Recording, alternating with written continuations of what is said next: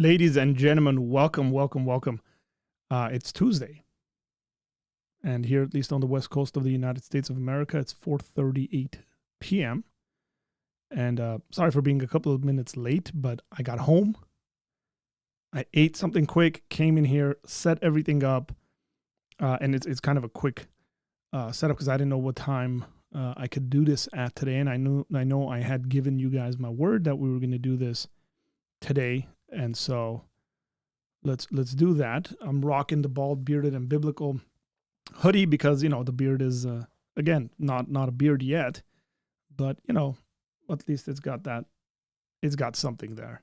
So we are on the winning side of history, I guess, as Mario says. So excited again to go through this. Stephen jumped into my comment section. The video from yesterday is doing pretty good, which I'm really, really happy about. Because, overall, I think the guys did really good in that first, in the part one of this conversation.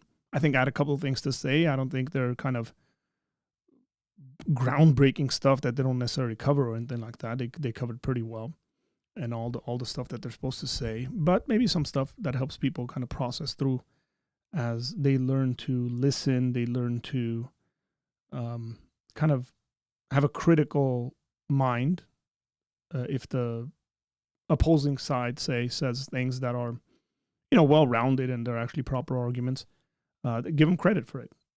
Frankly, simple as that. But Stephen was in the comment section. He said, "Hey, thank you, Arthur, for this review. Really appreciate it." So I really appreciate the fact that I don't know how he came across it, but he came across it and thanked me, and I thanked him for the work that he did. Haven't reached out to Wes, but after I cover this, then I'll send him a message and let him know some of my thoughts on it. So again, excited. Welcome everybody. Drop a comment. Hit the like button. Appreciate it. If you appreciate the work that we're doing, it'd be really cool for you guys to jump on our Patreon. If you're not on that, whether paid or unpaid, jump on there anyways. And and we're raising funds for a new computer. So if you want to support that throughout this whole thing, I might just remind you of that. Really appreciate you guys and your support. So let's see. Yo, the very Reverend Nick Quint is in the house. That beard-based no cap. Nick thinks he's a teen. Yeah, and let's get the mods to do their job, right? Like mods remind people to hit the like button, remind people to share this stuff out. We really appreciate you guys always being on top of your game. So we'll jump into it in about 2 to 3 minutes, I think, because we don't want to waste too much time. This one is 2 hours and 32 minutes. So excited. I guess excited about that. Excited about that. Like away, folks.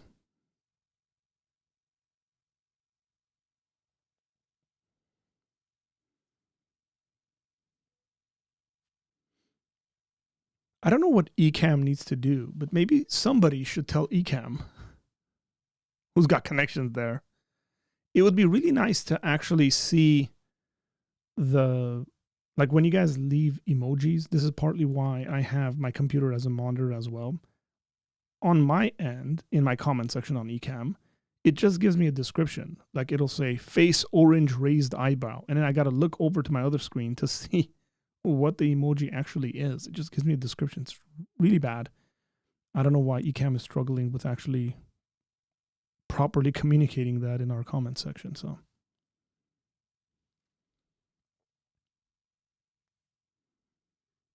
hey. Okay. I'm going to jump into this, folks. I'm going to jump into this. Let's go. There's Anton. I haven't watched this. I watched the first 2 minutes maybe, if that. But Anton shares some stuff I think that's important to the larger conversation and what we saw in part 1. So got this at the speed of 1.4, I think, which did pretty good last time. Again, if it bothers us, then we'll go back, I guess, a little. Dolphin says, Art, I'm still waiting for the Apologia Center beard oil. Thoughts? I've always wanted that, to be frank with you, because there's beard oils that I use and I like, and I was actually thinking about developing one in Armenia. I met with someone in Armenia, and it's a lot more complicated. At least it is in Armenia, a lot more complicated, because they have really, really good apricot in Armenia, and you can get apricot oil very well, but it's a longer process. But maybe, who knows, one of these days I might get someone who is an expert on oils and beard oil specifically, and then we'll have our own beard oil brand instead of using other people's. We'll just use our own and promote that. I'm totally in favor of that. Okay, I don't know what it would look like, but yeah, that's a fun idea.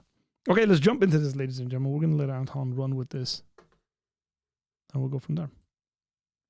You enjoyed part 1 of the debate. In the course of the edit of the debate, I made an error, and I want to apologize upfront about that. Aaron and Cam specifically told me after the debate, once it was already live, that this was the most important piece of evidence. So I wanted to play back the part where the slide was not present in. By the way, I had to add them manually. People are saying I'm taking things out. I didn't take anything out. I had to add things for the sake of having Aaron's and Cam's presentation. So that's what I did. This piece got left out. Now, what Eisenman's saying here is that the Ebionim, the Ebionites go back to the Ebionim from the Dead Sea Scrolls.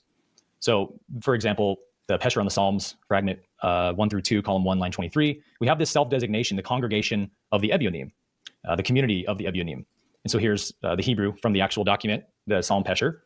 And this is pretty widespread through the Dead Sea Scrolls, this congregation of the Ebionim. And so when we get into the connection between Ebionim and Ebionites, again, we have a lot of patristic attestation for this, but this is from the G. Ulhorn Religious Encyclopedia. You just can't debate Jesus and not have just a little bit of controversy. Again, I apologize if this offended anybody, and enjoy part 2. And let us know in the comments whose argument is more compelling. I actually think that the issue with the divinity of Christ is probably, because I think what I'm sensing is that this is an important issue, but I also I think that a number of core issues in regards to this conversation is that Cam and Aaron, correct me if I'm wrong, you would say that Jesus is God, but not in a unique way that separates us from him. Well, yeah, I would say that. Right? So here we go. We're jumping into the deity of Christ and what that means scripturally. We're going to let these guys present their cases. I would say that Jesus is God, but to claim Jesus is exclusively God is where I would disagree. I don't think it's ontologically possible for anyone to be exclusively God. And so obviously coming from a mystical background, I ascribe to oneness, the oneness model of divinity, which says that God is in all of us. And Jesus realized his oneness with God. I and the Father are one. And I think we have a lot of attestation from Jesus in the New Testament showing this fact of, hey, when you don't love the least of these, you don't love me. Clearly showing he sees himself in these people. And if you don't love them, don't come calling me Lord, Lord, and expect to get into my kingdom. If you don't follow my greatest commandment, I don't know who you are. And of course, other quotes, which we could mention as well, John 17, praying we would all be one. So I think where you guys would differentiate from us would be that you believe Jesus is exclusively God. Is that right? In the sense that John chapter 1, Colossians chapter 1, and Hebrews chapter 1 says that all things were created through and by and in Jesus, that he is the author of creation. Well, yeah, I don't think, Jesus, Aaron, you would say, yeah, it does. Yeah. John 1? Well, John 1 excludes anything. Nothing was made anything. without him. Yeah, nothing was made without him that was made. We would draw a difference between Christ and Jesus. Jesus being the man, Christ being the consciousness or the divinity, and seeing John 1 as speaking to the Christ principle in the man Jesus. Yeah. This is an extremely important point in this conversation. You can't miss this because they are making a distinction between Jesus the person and Christ. This is why I said in the beginning when there was a prayer that was offered, the prayer did not end in the name of Jesus. It ended in the name of Christ because they have this whole Christ consciousness issue that they bring up versus the person Jesus. I don't think that that's a possibility exegetically within the church. Scripture. Yeah, the church addressed this in 431, by the way, at the Council of Ephesus. It's called Nestorianism, that Jesus was 50-50, rather than a hypostatic union, as Cyril of Alexandria coined the term. So could I hop? And also the church addressed any form of this heresy in the Chalcedonian Creed in 451. Anybody can go read the Chalcedonian Creed, look it up, Google the Chalcedonian Creed, go read it, and you will see that this separation should not be separated because that's what the creed says. Now, you could say the creed is wrong, and that's fair. But then you got to back it up by proper exegesis of the text. You got to back it up by a proper understanding, and you give proper evidence as to why you think there is a distinction between the Christ and Jesus the person. Could I hop in really quick? Because here's the thing. Christology has been argued for a long time. Yeah, I mean, I don't even know that anyone... This is the core of this. Like, we need to get down to the bottom of what you guys really believe. Right. And it sounds to me this is a little, I believe Jesus is God, but I believe that he stood up against animal sacrifice. I think that I accepted Jesus as God a long time ago, and it's been my belief my entire life. My point is though, Anton, is that I don't think that Jesus being God, there's so many other, you can talk to so many people from other religions that believe their person is God. Mm-hmm. What we want to talk about that makes Jesus unique from this particular position that we feel no one's talking about, and in fact, Epiphanius and some of the church fathers were maybe trying to hand wave away a bit as heresy, was that there is a thread of anti-sacrificial ritual amongst the prophets that Jesus then realized fully and embodied when he disrupted the temple animal sacrifice. And there's not a single other spiritual leader on planet Earth in history that has ever done that. I think that's the most unique thing that we want to bring to the table to talk about Jesus, is that he's standing up against bloodshed. I think the most unique thing Jesus did was resurrect from the dead. Well, that's amazing too. Yeah, but what I'm saying is this is later. We don't disagree with. Well, Jesus' no, I think Aaron does disagree based off what he just said. Because Aaron, do you believe you are God? No, absolutely not. No one is God. Okay, not even Jesus. I have a clip I want to pull up really quick. I want to get back to Cam's question too. It's going to be so, because our position that we brought to the table is specific. Our position is that Jesus never told people they had to believe in Christological facts about his nature to be saved. There is no confess me as Lord in the mouth of Jesus. There is no believe in my death and resurrection in the mouth of Jesus. And so whether or not Jesus, even if your Christology is perfectly correct, we don't think that that's the way Jesus wanted you to follow to be saved, but to follow his teachings, to love God with all your heart and love your neighbor as yourself. That would be our unique position to offer. Okay, but let me just play this really quick because I just want clarity. So, well, hold on. So in John 18, or John 8:24, when Jesus says, "And you believe that I am, you will die in your sins." How do you interpret that? Yeah, that's actually or at least I'll speak for myself, how I see what God is I am. In obviously in Deuteronomy, when God reveals himself to Moses at the burning bush, he designates himself as I am that I am. And so if somebody asks me, Aaron, what is God or who is God? I would say God is the first person in the present tense. I am. God is the way we are aware. God is the consciousness by which we know ourselves. And so in the I am statements of Jesus, I read them and interpret them as Jesus speaking from that state, the I am state. And maybe you would disagree with that. I'm not sure. Well, let me just say this, Aaron. It's not that we would disagree with it. It's not that Wes would disagree with it. Moses disagrees with it because Moses doesn't interpret God saying that. Like, you can't just read this stuff onto text, my friend. When God utters those statements to Moses, Moses doesn't go, oh, okay, I get you. Like whenever we speak in the present tense, we're talking about like what God is in his nature. There's clearly a distinction between when God says, because he doesn't just say I am and just leaves it there. When God makes that statement to Moses, he says, I am the God of your fathers, Abraham, Isaac, and Jacob. There's a distinction there between the God who revealed himself to Abraham and then now to his descendants, and then revealed himself to Abraham, revealed himself to Isaac, revealed himself to Jacob, revealed himself to Moses. There's a distinction there. None of the early followers of Yahweh walk away with Aaron's interpretation. That's extremely important for this conversation. Why is it that all the original folks that heard God say this do not take it the way Aaron takes it? Which tells me it's at least one piece of evidence that Aaron is reading onto the text meaning where no one in the original audience took that as a meaning. So how would denying that make you die in your sins from a Jewish perspective? Well, yeah, so when Jesus says, believe in me, my interpretation of that is very clear.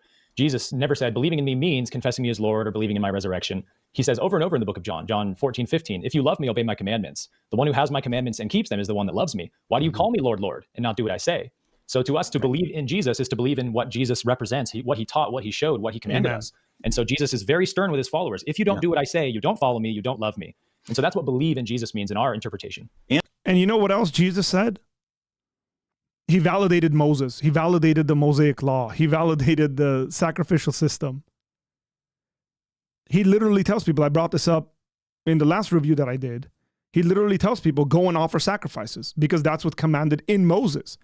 Jesus views all that stuff as divine revelation, where I would say, I'm just assuming here, forgive me, but I think we have some grounds on this, that Aaron and Cam would say, no, that stuff's been corrupted and added on to, so you can't really trust the Old Testament the way that a Christian trusts the Old Testament as revealed of God and from God by the mouth of God.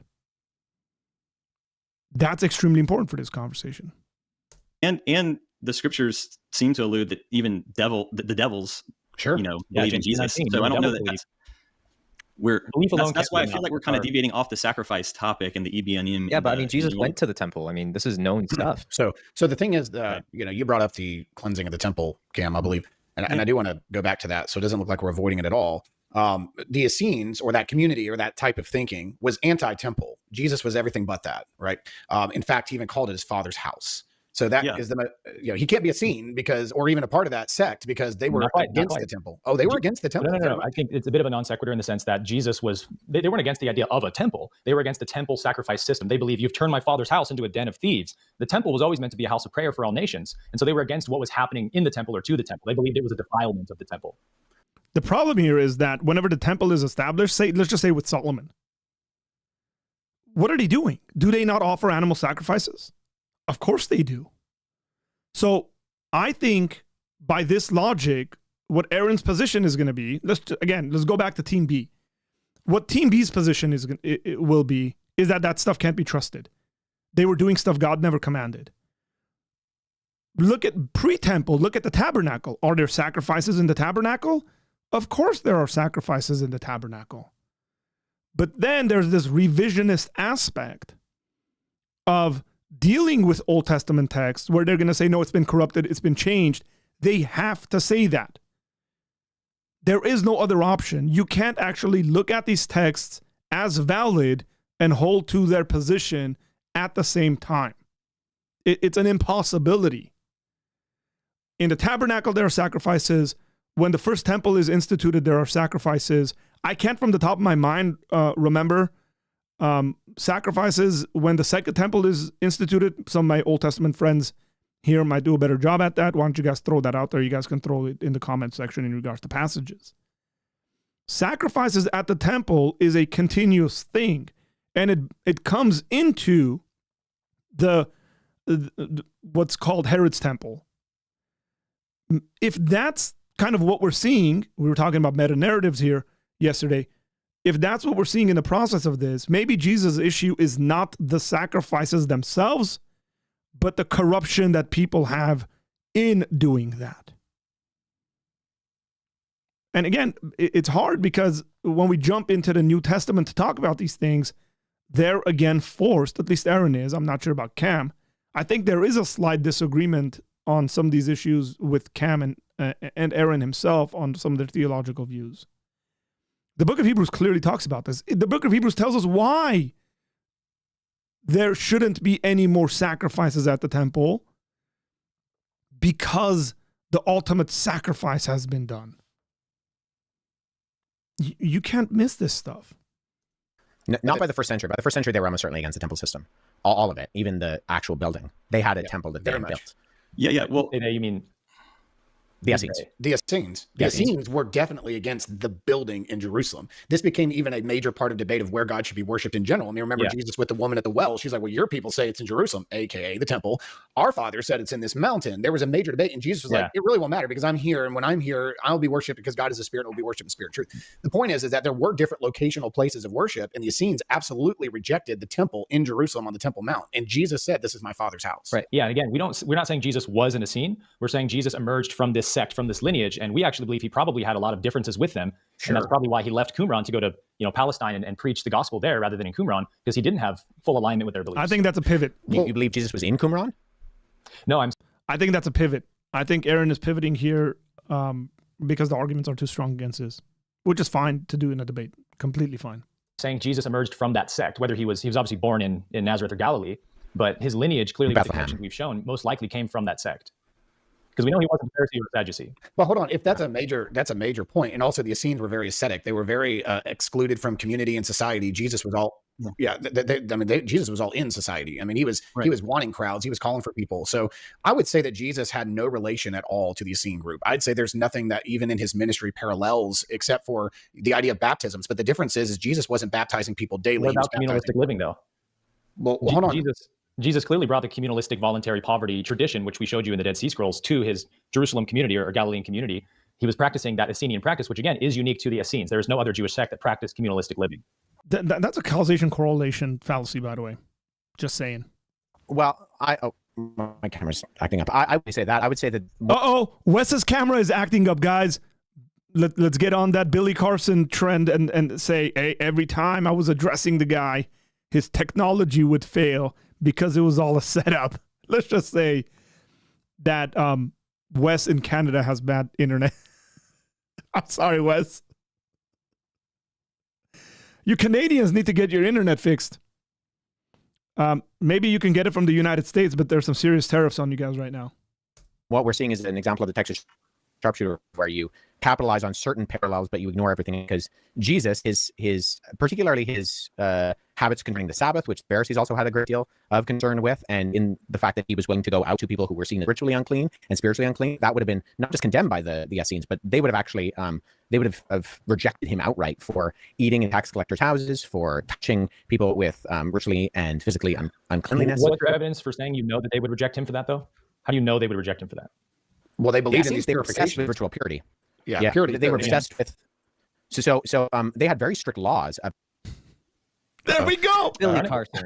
While Wes is coming back, I think what he's saying is there were strict laws, like the woman that was unclean with the issue of blood, grabbing his garment. That was not right. He was going up to lepers. He was healing. People were supposed to be abstaining from this. He was ceremonially breaking their laws all the time, like almost on purpose, almost antagonistic of it. In this, I pulled that quote up from Eusebius, who said that Jesus did not observe any of those commandments, believing they were man-made. He held the Torah was the 10 Commandments. But the point is that the Essenes, he would have had nothing to do with them, and they would have had nothing to do with him. To say that he came out of that would be a little bit unrealistic in our worldview, in our perspective. Now going back to the temple, he was there for all the major. He was there for the Feast of Lights. I mean, he was there specifically for the Passovers. He was there for the Feast of Tabernacles and all this stuff. We fully agree. So he was obviously for it. Yeah, let me go back to the point you made about him, because I agree he wasn't a card-carrying Essene, but there were many branches of Essenes by the first century, most notably Essenes to the south, Nazarenes to the north, and the Essenes that Philo, Josephus, and Pliny describe is almost certainly the Essenes, who at some point there was a bifurcation of the Essenes over marriage and celibacy. Divorce. Yeah, and so the Essenes are being described by Josephus, Philo, and Pliny, and Jesus would have been from the Nazarenes, which is more of the northern branch. So there's many sects going on. It's not just there's just one sect, and Jesus came from that sect. It's way more complex than that. But the commonalities I was trying to show you guys is that these three beliefs: atonement, baptism, opposition to sacrifices, and communalistic living, are unique to the Jesus group and to the Dead Sea Scroll group. I'm trying to figure out what happened to our friend here. Yeah, I get what you're saying. Other than that, I don't know what happened. But anyway, let's get into the temple part, because I don't want to keep ignoring Cam when it came to the sacrificial system here. Okay, so Jesus gets to the temple. He is there on what's called a pilgrim feast. That's why he's there. It's a pilgrim feast, which means people from all over are coming back to hometown to acknowledge the sacrificing, the festivities, the days, the preparations, all those things. So what does Jesus find when he gets there coming into Passover?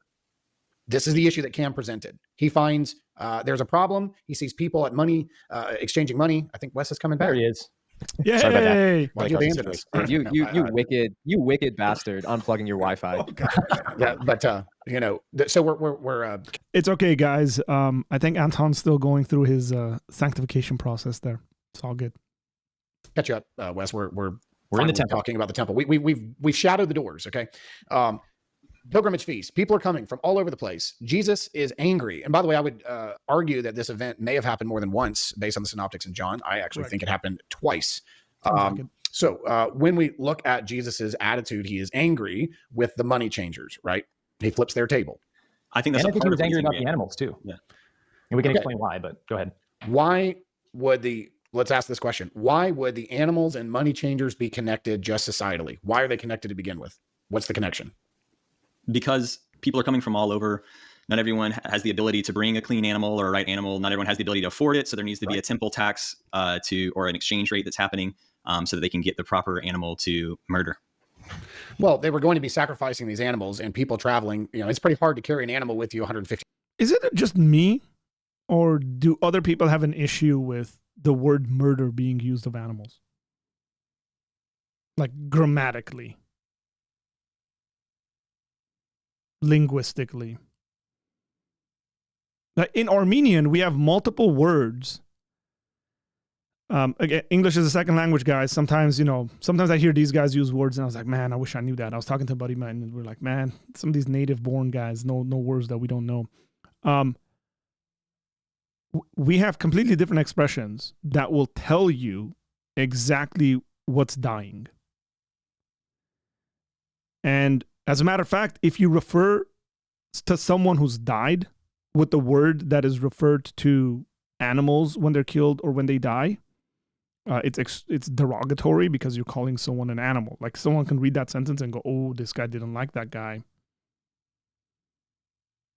This guy didn't like that. It's interesting to me that when people call the killing of animals murder, now you're elevating animals to the same place as humans. Then like theologically that becomes problematic. That might mean the individual saying this believes that animals have souls, like human souls. And so reincarnation would come into play there, that, if you die and you come in the body of an animal, then killing that animal would be murder because you're just in a different form, but you're still human. That's an important kind of thought that immediately makes me think about, like, okay, where's this individual coming from? 50 miles. They didn't have horse trailers back then to just put animals in, right? So this was supposed to be a provision for these people that were traveling pilgrims to come celebrate the feast. And what the religious leaders decided to do is make merchandise off of these pilgrims instead of actually giving them provision for sacrifice. So Jesus is angry with the money changers because they're making merchandise off of animal sales, not because they're selling animals, but because they're making money off of animals. That's why he flips the table and calls them a den of thieves, which, by the way, is quoting Jeremiah chapter 7 when he uses that language there. So are we all caught up? Yeah. Well, you would say it's a this and that, because there is evidence even in the synoptics that Jesus was upset about the animals when he quotes Hosea 6:6. Go and learn what this means. I desire mercy, not sacrifice. And if you knew what this means, you would not have condemned the innocent. And of course, he can't be talking about the person offering the sacrifice, because that's why they're offering it. They're not innocent. The priest who kills the animal can't be innocent because they're murdering an animal. He must be referring to the animals who are innocent. And in particular, if I could just hang on your last statement, that was great, Stephen. We agree on the storytelling. Sure. However, as you mentioned, Jesus quotes Jeremiah 7:11. So you're in the synoptic, you're not in John. So you're looking at the synoptic account. Because again, I believe there's two. So which one are you in right now? Are you in the synoptic or are you in the John count? Just so we're on the same page. Yeah, the synoptic accounts. Yeah. Okay, so which one are you specifically wanting to look in? Mark, Matthew, or Luke? We can look in anyone. Well, we're just looking at the Jeremiah quote. Yeah, we're looking at the Jeremiah quote. So specifically, he's quoting Jeremiah. Yep. And if you look at Jeremiah 7:11, the Hebrew there is den of paritz, or paritzim, I think is the plural or whatever, right? And this is one of the actual key arguments of my film Christspiracy, that the most accurate translation of that word is actually violent ones. If you look at the concordance, with a sub definition of murderers, which is hence why Aaron and I are using that language, because they're not murdering. When Jesus shows up, they're not murdering anyone in the temple. They're not murdering people. They're murdering animals. That's what the bloodshed is. Well, we have to be really careful with the linguistic adage in that, because Hebrew is a very nondescript language that requires context. And so there's a semantic range for all sorts of words. And so context merits what we're talking about there. Sure. So you could ascribe murder, but it may or may not actually mean that, in the same sense that it's the same word in the Ten Commandments, thou shalt not murder. Well, right? the context that I would give would actually be what I like to call the ultimate Jesus remix, when he takes Isaiah and Jeremiah and squashes them together and says, my house shall be a house of prayer for all nations. It is written, my house shall be a house of prayer for all nations, but you've made it a den of thieves. He's mashing those together. And I truly see that in the temple, when he's speaking to particularly the leadership, I believe, and the people that are doing the money changing and the animal sacrifice, they would know that Isaiah explicitly condemns animal sacrifice a number of times in the text, as well as says, my house should be a house of prayer for all nations. And that you will not hurt nor destroy on my holy mountain. And that Hebrew word destroy there has a root that actually means to slaughter an animal, to sacrifice. So that messianic vision, which he comes to fulfill, like we talked about in Luke, when he declares this is the year of the Lord, part of that messianic vision is no more animal sacrifice. There's no slaughter in the kingdom of heaven. We don't need to slaughter and butcher God's creatures or God's creation. Let's return to the Edenic ideal, or the prophetic kingdom of heaven vision of no death and no slaughter. We can get into why the animal sacrifice is no longer needed because Hebrews answers that very, very clearly. But as it relates to the temple, do you know how the Septuagint translates the Jeremiah 7, the word that, because again, we're talking about an etymology of a word here. There are various ways that you can look at a word. It's less days. You can do less days. Yeah, lestes. Yeah, or lestes is the word that is the Septuagint. Right. So the Septuagint are Hebrew translators putting it into Greek. They believed the word meant thieves, not murder, because the etymology allows for multiple translations, and one could be murder, one could be violence, one could be thieves, and one could actually be a combination of all three. It could be a violent thief. In fact, it's the same word. In the story of Luke's gospel, you have the story of the Good Samaritan. You have this man who's going over from Jericho. He gets jumped by robbers and thieves, and they beat him. They take his stuff. They were violent thieves. It's the same word. Right. It is the general word. It is the general word for criminals in Hellenistic literature. It's also, in fact, right. It's used for pirates, and not necessarily in the sense of murder, but in the sense of thievery. And this is where you see within the Hellenistic context. I do have a clarifying question because Jesus actually tells people to go make sacrifices in the temple. We can get to that. We can get to that. But really quick, I want to. Go ahead. No, I was just going to say on lestes, that's a great point that you brought up about the man. He's actually left for dead, right? In the text, it says he's left for dead, right?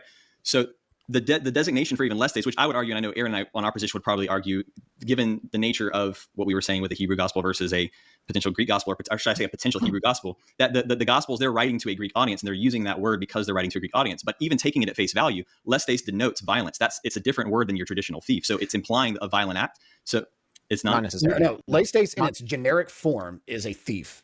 Period. Yeah. Like that's what do you think Jesus was saying when he quoted Jeremiah in the temple to Hebrew priests on a Hebrew holiday of Passover? Do you think he said lestes? Are we just assuming thieves are nonviolent? Like, why are we arguing about this? Like, thievery, if you're going to go and steal stuff from someone's house,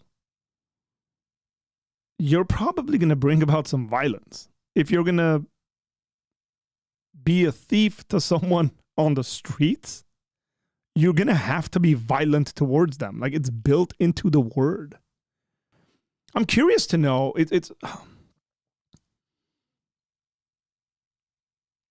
I think it always helps when you have people that are bilingual or trilingual.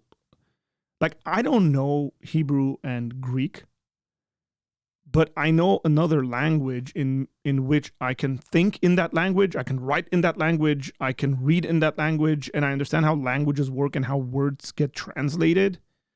Like, you can understand kind of the philosophical nature of what translation looks like and what translates and what doesn't, and what need to add into a sentence to make it sense, to make it make sense to the non-native speakers that you're translating for. It's not that complicated. Well, I actually do, because what he's doing here is he's actually talking to the money changers. And in Luke's gospel, we'll just take Luke, as you said, go to any of them. He went in the temple and began to cast out them that sold therein and them that bought. That's a buyer and a seller. He's clearly interested in the usage of money, or if you would, the taking advantage of people and the reasoning behind it. So the way that he would have used the word thieves would naturally go to the buying and selling process. The animals aren't even mentioned at that point when he uses that language. He is angry with the transactions, the business transactions that are happening, because it was never supposed to be a business transaction. It was supposed to be a provision, and it turned into a business transaction. The word simply means thieves, or lestes in Greek is regularly translated thieves. It can, as I said, the Hebrew word that you were mentioning earlier in Jeremiah can mean thief, murderer, violent, or a combination of all. Sure. But the Septuagint translators did not feel that word needed to be translated violent murderers, but rather thieves. They chose the word lestes, which is what Luke, Matthew, and Mark chose. And Plutarch exclusively uses that word to refer to pirates who are kidnapping people, because Julius Caesar was kidnapped by pirates. So Plutarch uses the natural function of the word within the Hellenistic literature to only describe thieves. The violence may be implied, but the actual function of the word is that they are stealing people from land, they're taking them on boats, and then they are selling them. Totally. Yeah. I'm aware of it. Go ahead, Aaron. It's a this and. He's upset about them profiting from the temple system and the killing of the animals. Exactly. We're saying it's both. And in the same way that you focus, particularly Stephen, on the turning of the money changers' tables, I would add, which I didn't hear in your particular storytelling because we stopped at the thieves part, but he also proceeded to free the animals. Johnny unleashes the bulls and the goats and the doves and all that. He lets all the bulls, the goats. So again, you said saying the synoptics. I'm saying the synoptics. We can get to John's account of it different because it's a different scene. In Luke's gospel, there's nothing mentioned about the animals at all, really, other than the fact that he's there is a Matthew money Mark, changers. There is a Matthew Mark, yeah. You said pick an account. My point is, I'm picking Luke. Why didn't Luke feel like that was important enough, unless he felt like the main point was to get into the money changers? He obviously felt like the main point of that text to share with the people was that there was dishonest gain being made on the people of God for an opportunity to help their co-laborers and family and friends actually worship properly, and they're too busy making money off them. That's Luke's perspective. He didn't even come away with an issue with the animals. It was simply the money changers. That was his entire focus. Sure, but what the money was about was animal sacrifices. And I think our point here is that we fully believe Jesus was against sacrifices, as per the Eusebius quotes I put on the screen. And from a larger spiritual view, it's the idea that the 10 Commandments, which Jesus said was the way to eternal life, says, "Thou shalt not kill." And so we believe Jesus would have been vehemently against sacrifices. And this is especially depicted in the Hebrew Gospel of Matthew, in the surviving quotes that we have. Jesus is quoted as saying, "If you do not cease from offering sacrifices, the wrath of God will not cease from you." And in the Greek Gospels, that is not included, but we believe that the Hebrew Gospel of Matthew is much earlier. What are you quoting from when you talk about the Hebrew Gospel of Matthew? What am I quoting from? Yeah. The patristic quotes. We have 48 surviving quotes from the church fathers. And they wrote in Hebrew? Say again? They wrote in the Hebrew? No, they're quoting the Hebrew Gospel of Matthew, which Jerome says he translated from Hebrew to Greek and Latin. Okay. All right. So I think there's a miscommunication here that needs to be cleared up. What Jerome had, the Ebionites did not have. Because if you go back to the Jerome quote, Jerome saying that a Hebrew copy of Matthew was found in the library of Caesarea by a martyr named Pamphilus, who brought it back to Jerome. Once Jerome received this singular copy of the Hebrew Matthew, he mentions two groups, one of which was the Ebionites, wanted that translatable copy from Jerome. Why would they need it if they already had it?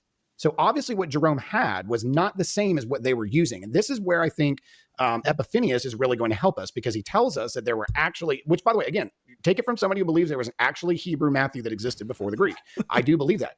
But what the Ebionites were using was not that initial Matthew. The initial Matthew would have been, according to Papias, a sayings, a logia gospel. It would have been probably a collection of like the Sermon on the Mount, the Olivet Discourse, the Lord's Prayer, things like that. In fact, I would argue that James is doing an exposition of the teachings of Jesus that would have had an earlier form of this Matthew that was being distributed to the church very, very early on.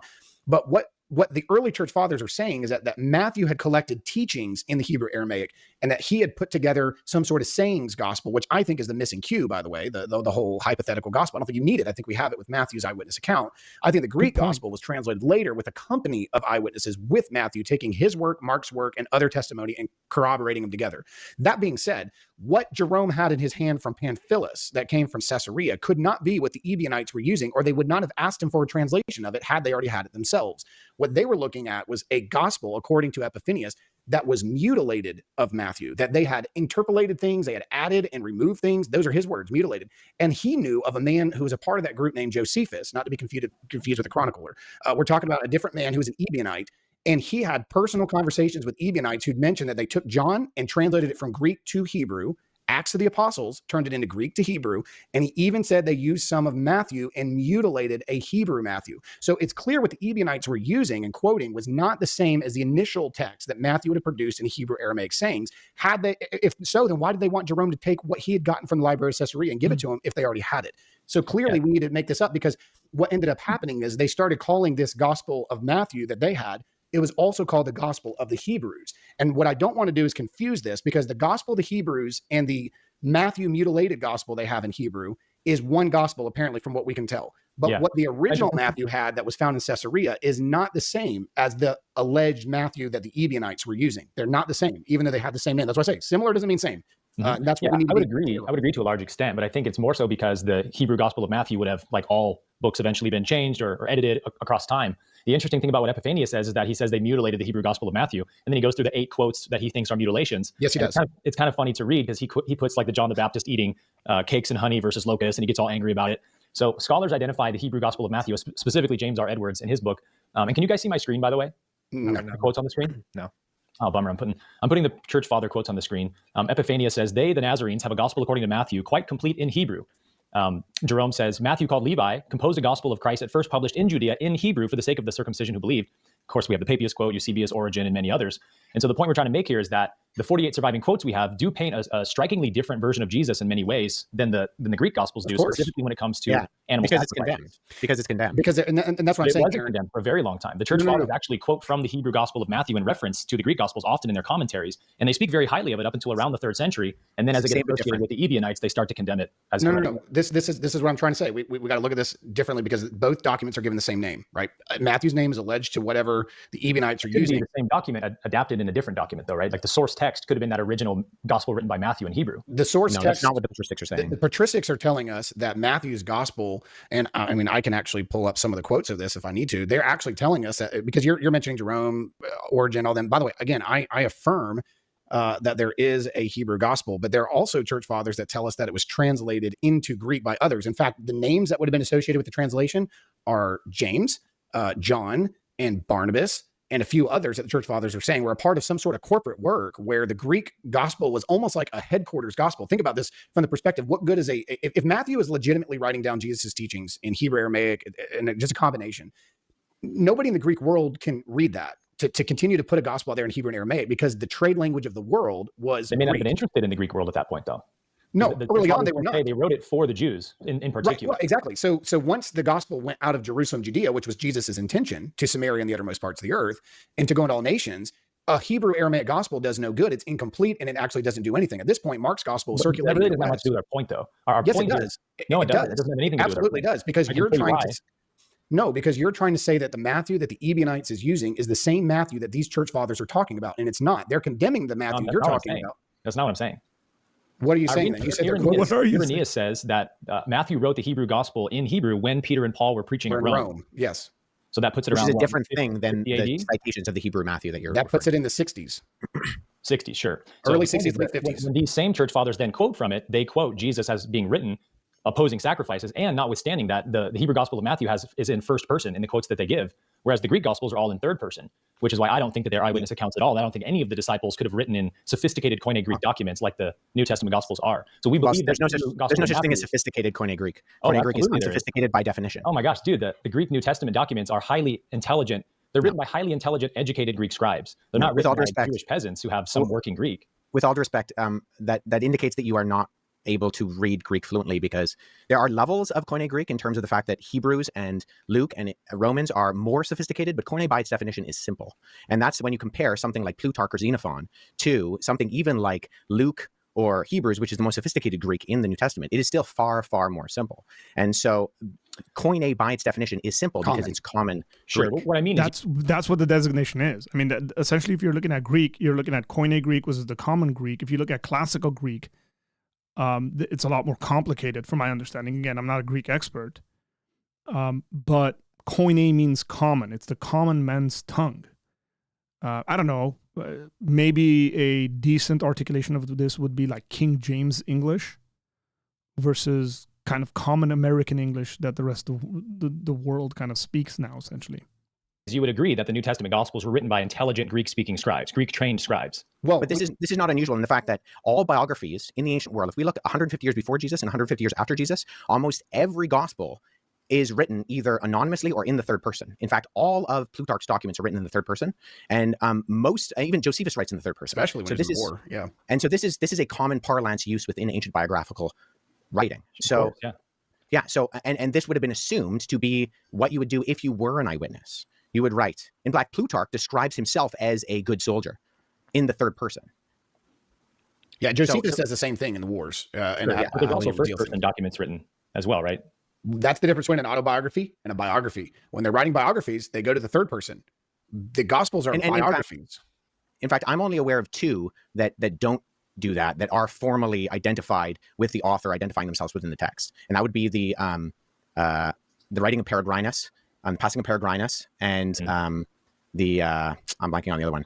But there are significant analyses of these within ancient biographical literature, and third person was the standard. So we can't point to that as saying non-eyewitness, because you would have to discount close to 300 biographical sources, all of Plutarch, all of the 60 biographies that he writes in the ancient world, which are the standard for ancient biographical literature in the ancient world. We'd have to dismiss them. Yeah, and I'm not saying that just because they're in third person, there's no way they were first person accounts. I'm saying my reasoning for believing they're not first person accounts or eyewitness accounts by the disciples is we don't have any record of anyone stating, Matthew wrote the Greek Matthew. We only have church fathers overwhelmingly stating that Matthew the disciple wrote the Hebrew Gospel of Matthew, which is in the first person and does have Jesus opposing sacrifices. So again, I'll go back to the argument that Aaron made in part 1 of this conversation. He said we should trust the people that are closer to these occurrences rather than us.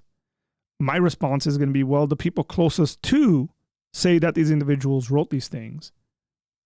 Like, the quote that they have from this, again, if you're putting together an actual biographical account, which is exactly what Epiphanius and Theophylact and others are saying. By the way, they attribute John to being one of the translators of the Gospel of Matthew and producing it because it actually was sent from Jerusalem. If Jerusalem is the headquarters along with Antioch, there's this main line going out. If you're going to send a gospel that makes it to the entirety of the world, it needs to be sent in Greek. And what Matthew would have collected would have been just summaries or statements or teachings of Jesus. It would not have been an actual biographical work. It needed completion. So it's using Mark. Multiple places Matthew is clearly borrowing from Mark. It also has its own material coming into the equation. You can tell there's a multiplicity of ideas and statements and teachings and lineage, Jesus's lineage coming into it. But again, what Epiphanius is saying about the Matthew account, which he attributes apparently to John being a part of the translation committee, was sent from Jerusalem, published from Jerusalem. We find this also in other places. The Barnabas was buried with a copy of Matthew that he had personally worked on and helped translate when he was buried in Cyprus. So we also have church fathers telling us multiple places that the Gospel of Matthew had to make it in Greek, and they're trying to tell us people that were a part of the translating process. By the time Jerome is around, and he's getting this Matthew gospel from the library of Caesarea, he is saying that it's something the Ebionites want, which means it's something they don't have. And what we're trying to say is, yes, there was an original publication of the Sayings Gospel in Matthew that was incomplete and needed fuller and grander writing. And it took a group in Jerusalem to produce that with a corroboration of Mark, because he's clearly using Mark, his own unique materials, or some called the Matthean material. And then there's also even, it seems like maybe some influence from people like James, because he's also attributed to this as well, because Athanasius himself, Athanasius of Alexandria, attributes Matthew to James, the brother of Jesus, being a part of the translation. That would make sense how the lineage came into it, because he would have had it. So maybe James and John and Barnabas and Matthew and these people that are all listed were in Jerusalem producing a gospel, moved it to Greek. The Hebrew form would become insignificant because now you have a grander and a better text that is universal. But there was apparently still some left of it, so much that it was not in distribution that somebody had to go find the dusty shelves of Caesarea's library to even find a copy. The Ebionites are all over this thing. They want it. Well, if they already have it, then why do they want it?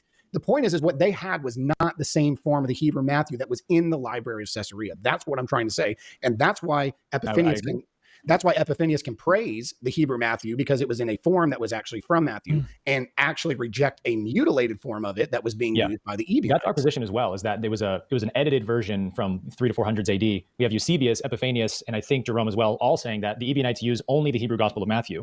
And when Epiphanius breaks down the changes that they made to it in 8 different quotes that he references, they're very minor quotes that he kind of makes a big deal about. So it may have been a slightly edited version. There may have been multiple versions of it at that point, 4 centuries later. But again, the main point here is that the church fathers overwhelmingly agree that the first gospel account was written by the disciple Matthew in Hebrew, and it has Jesus opposing sacrifices. But that wasn't their standard gospel, was it? That wasn't the Hebrew Matthew was not their standard gospel. They clearly didn't even have access to it. Jerome didn't even have access to it. When you say they, do you mean Ebionites or? The patristics. The patristics that you're talking about are using the Greek. The standard gospel of Matthew that they were using in their churches, teaching and preaching from, was the Greek. They didn't even have access to the Hebrew. They only knew of its existence almost in a legendary form, so that when Jerome got a copy, it was like, oh wow, there's one. And they did not see it. They did not see it in competition. So whatever they're referring to with the Hebrew gospel is in full conjunction and agreement with the Greek that they're using, which affirms things like, that Jesus referring to the temple as his father's house, or telling lepers in Luke 5:14 to go and actually do the offer the sacrifices that Moses commanded for the cleansing. Mm-hmm. So Aaron says, I agree, but I don't know whether he's seeing the point or the problem that these church fathers would be using the Greek and they don't see it in competition. When Aaron's essentially saying it was in competition. The argument goes this way. Why is it that they didn't see it in competition, but you're seeing it in competition? Who would have known better? Or who knows better? Aaron or the early church fathers with access to these documents and information? The Ebionites who don't have access to this information, they want to have access to it. it seems like they have their own version that is in opposition to it. Like, who would know better? So, do you guys want to end with the topic of sacrifice as it pertains to Jesus and Paul? I mean, if you want, that's totally fine. Yeah, I think we'd love to just get into that with you guys, because if we're bringing one question to this debate, and I've really enjoyed the conversation thus far, it's been great, but our main question would be, why does the omnipotent Lord of the universe need to ritually, violently butcher something, animal or human, to forgive sins? Especially when the Old Testament is rife with passages, again, the two atonement doctrine. That question in itself assumes your conclusion. That's a really, really improperly worded question. You are assuming that the God of the universe wouldn't want it, and that's the reason why you are asking the question that you are. You've actually concluded that God wouldn't want animal sacrifice, and so therefore your question makes sense. But if I just reject it, then your question falls apart. I mean, clearly the New Testament tells us why God would want to do it. These are forms and shadows. That's what the New Testament teaches. But you're going to reject the teaching of the New Testament because you don't think it's authentic. It's this vicious circle. You're quoting from the Bible, but you reject its authority and its clarity on the matter. We mentioned in our thesis, the Old Testament is full of passages that say God forgives anybody who repents with a humble heart, and says he casts your sins as far as the east is from the west, remembers them no more, throws them to the bottom of the ocean floor. So we're a little confused on that belief system in, I guess, Protestant Christianity, that why would God need a blood sacrifice if he has a repentant heart already? Because forgiveness is costly. Forgiveness always costs something. The innocent. So God can be costed something? Yes, well, this is the issue, and this is what divides historical biblical Christianity from something like Islam, whereas Islam, the God of Islam is arbitrary. He forgives randomly, but he does so at the expense of his justice. Justice must be fulfilled, and that's why you see the sacrificial system set up in that there must be a penalty. People need to realize that if I, back my car into Anton's car, and mine's a crappy Nissan, and his is a Tesla, and I don't have my insurance up to date, and he says, you know what, Wes, you're a good guy, I forgive you, there's still a cost. The cost is just on him, it's just not on me. So the forgiveness comes at a cost. And so the gospel message is entirely that God's justice must be completed in order to be fulfilled for the law. God doesn't just wink at sin. He must look at sin. We don't think God winks at sin either. So how is God's justice fulfilled? The analogy you're painting, Wes, would mean that when you bumped into Stephen's car, he'd have to go offer an animal sacrifice rather than No, all I'm saying is by the analogy that it's costly, that it costs something. Cost something to who, though? Okay, so I want to bring in a comment. I think that's very important. Mario brought up. He says Jesus was required to eat lamb every year in Jerusalem, as the law demanded it, and Christ did it. I'm sure they were offered by the obedience of Christ. Remember when Jesus tells his disciples to go and prepare the Passover meal? What is he referring to? Is he not referring to the Passover that happened in coming out of the Exodus, that Moses instituted, that required the killing of animals? The Gospels tells us that Jesus, at 12 years old with his family, went to Jerusalem for let me read it actually. That Jesus and his family went for the Passover meal, as was their custom. This is out of Luke. Jesus and his family went to Jerusalem for the Passover, as was their custom. Jesus very clearly tells his disciples, without any indication of changing, hey, by the way, no animal killing, guys. We're just going to eat vegetables. Go and prepare the Passover meal. And they go prepare the Passover meal, which requires meat and animal death. But again, I feel like every time we bring this up, the response is going to be, well, it's been changed. That's what it's going to come down to, in my opinion. So sin is not just an oops. Sin is not just me bumping my car into Anton.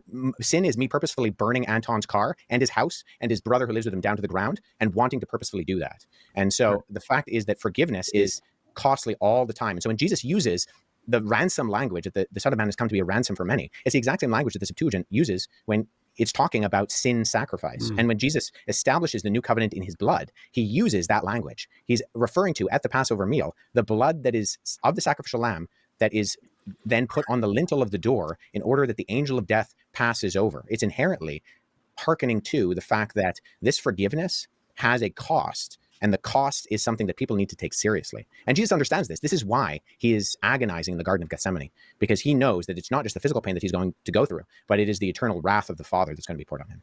Yeah, that's the ontological question we're asking. Is, to us, ontology is the most important reference frame when we're dealing with metaphysics. We have to be consistent with what we say about the nature of God.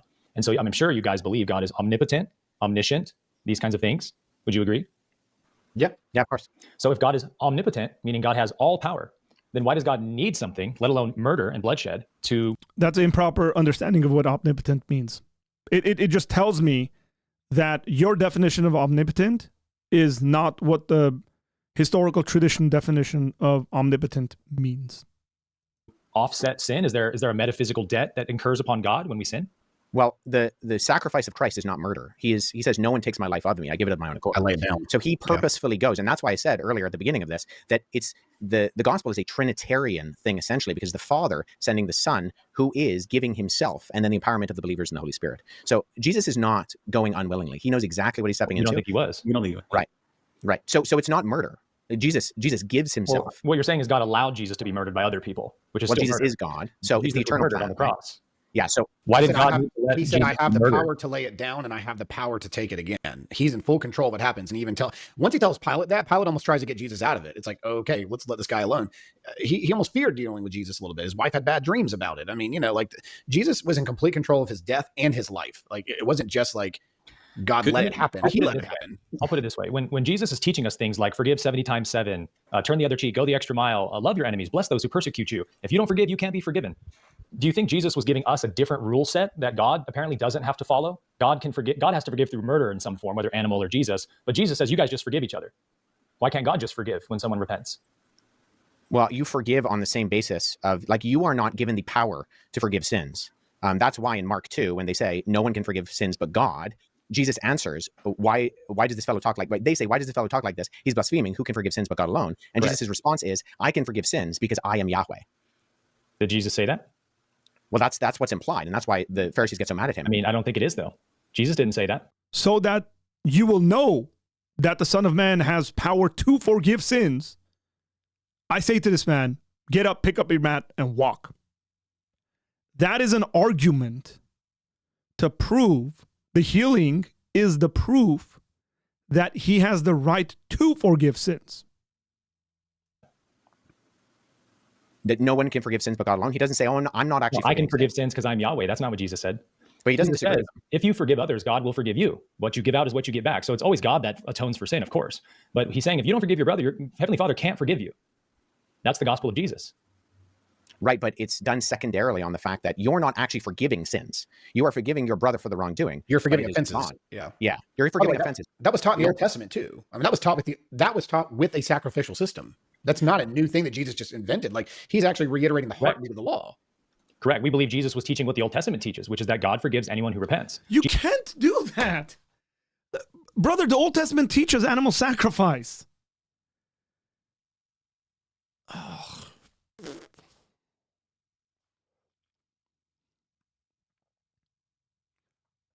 With all due respect, I don't think Aaron's going to watch this. He's probably too busy. With all due respect, if you're going to say, we think Jesus is teaching what the Old Testament is teaching,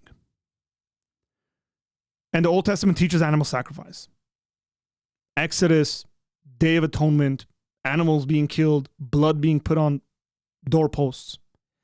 Jesus tells his disciples, go and prepare the Passover meal. Those two things mean the same thing, which both of them have animal sacrifice in them. You're speaking out of both sides of your mouth, Aaron, with all due respect. You can't do that. And I don't know whether the guys are going to stop him and at one point and say, you can't stop doing that. Frankly, just stop doing that because you're contradicting yourself. Say what you're thinking, which is what I've been saying, is that you think the Old Testament has been corrupted, you think the New Testament's been corrupted, and it's untrustworthy. But you can't just quote from it as though it's legitimate and then move back and just disagree with it. Doesn't work, man. Jesus didn't say forgiveness is secondary. Forgiveness was primary in Jesus' gospel. Yeah, but the fact is, how does God forgive? Does God forgive because he just erases his law? Does God break his own law? No, forgiveness is part of the law, Wes. Right, and how is that fulfilled?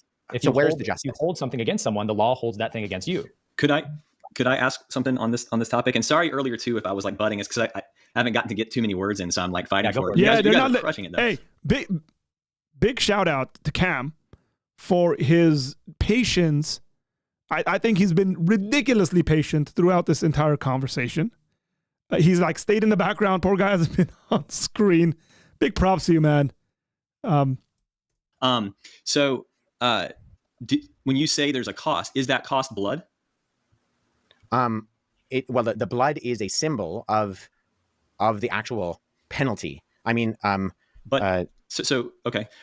On that, because we just went into Old Testament, let's just stay there for a second. Please, we can get to please Jesus and Jesus is Testament. the cross in a minute. But so we have both Leviticus 17 saying that for the life of the flesh is in the blood, and I've given it for you on the altar to make atonement for your souls. For it is the blood that makes atonement by life. And then the author of Hebrews plays on this when he says, indeed, under the law, almost everything is purified with blood, and without the shedding of blood, there is no forgiveness of sins. Correct. And we believe that those were the passages added by the lying pens of Thank you! the scribes per Jeremiah 8:8, which Jesus rejected per Eusebius. Jesus did not participate or require sacrifices. And we even see this in the New Testament of him opposing sacrifices. You're quoting saying that was added? You're saying it was added like it's an interpolation? Yes. Based on what manuscripts? Based on what manuscripts? What manuscripts? What manuscripts? What manuscripts of Leviticus? Well, I just want to add something to that because I want to get to that. We can talk about that. But let's just take Leviticus at face value with the quote you just gave, Wes. What about Leviticus 5:11? If you're poor, do you have to give blood? Do you have to sacrifice an animal?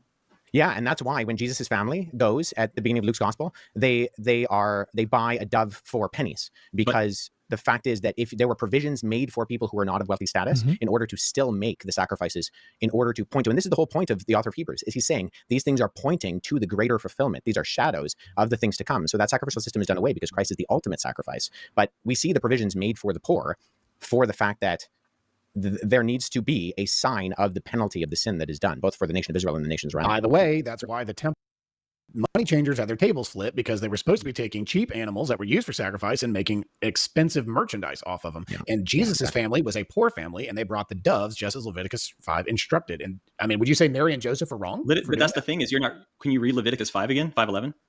No, hold on. Answer the question. Was Jesus's parents, who apparently were part of the Essene group of some sort, wrong for bringing these doves to the temple?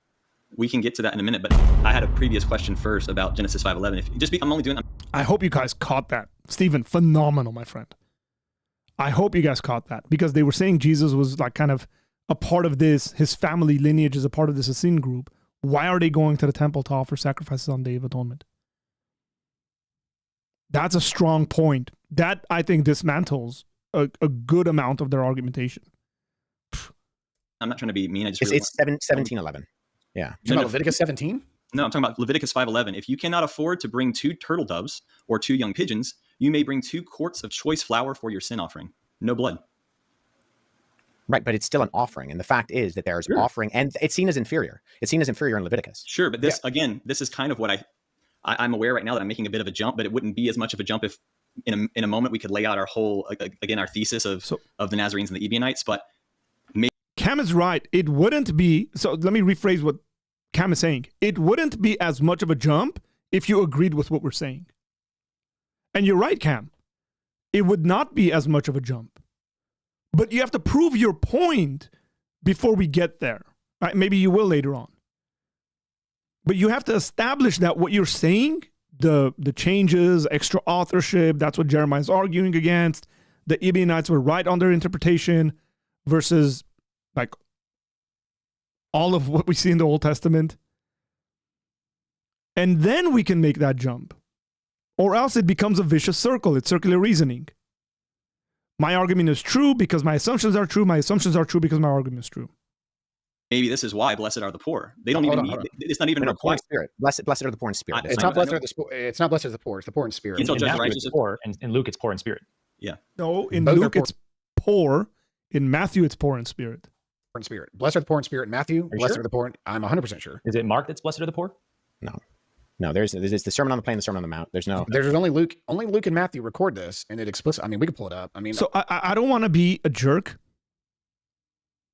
But, you know, when you started off like that, I guess it's going to be like, I don't want to be a jerk, but I'm going to be one anyways.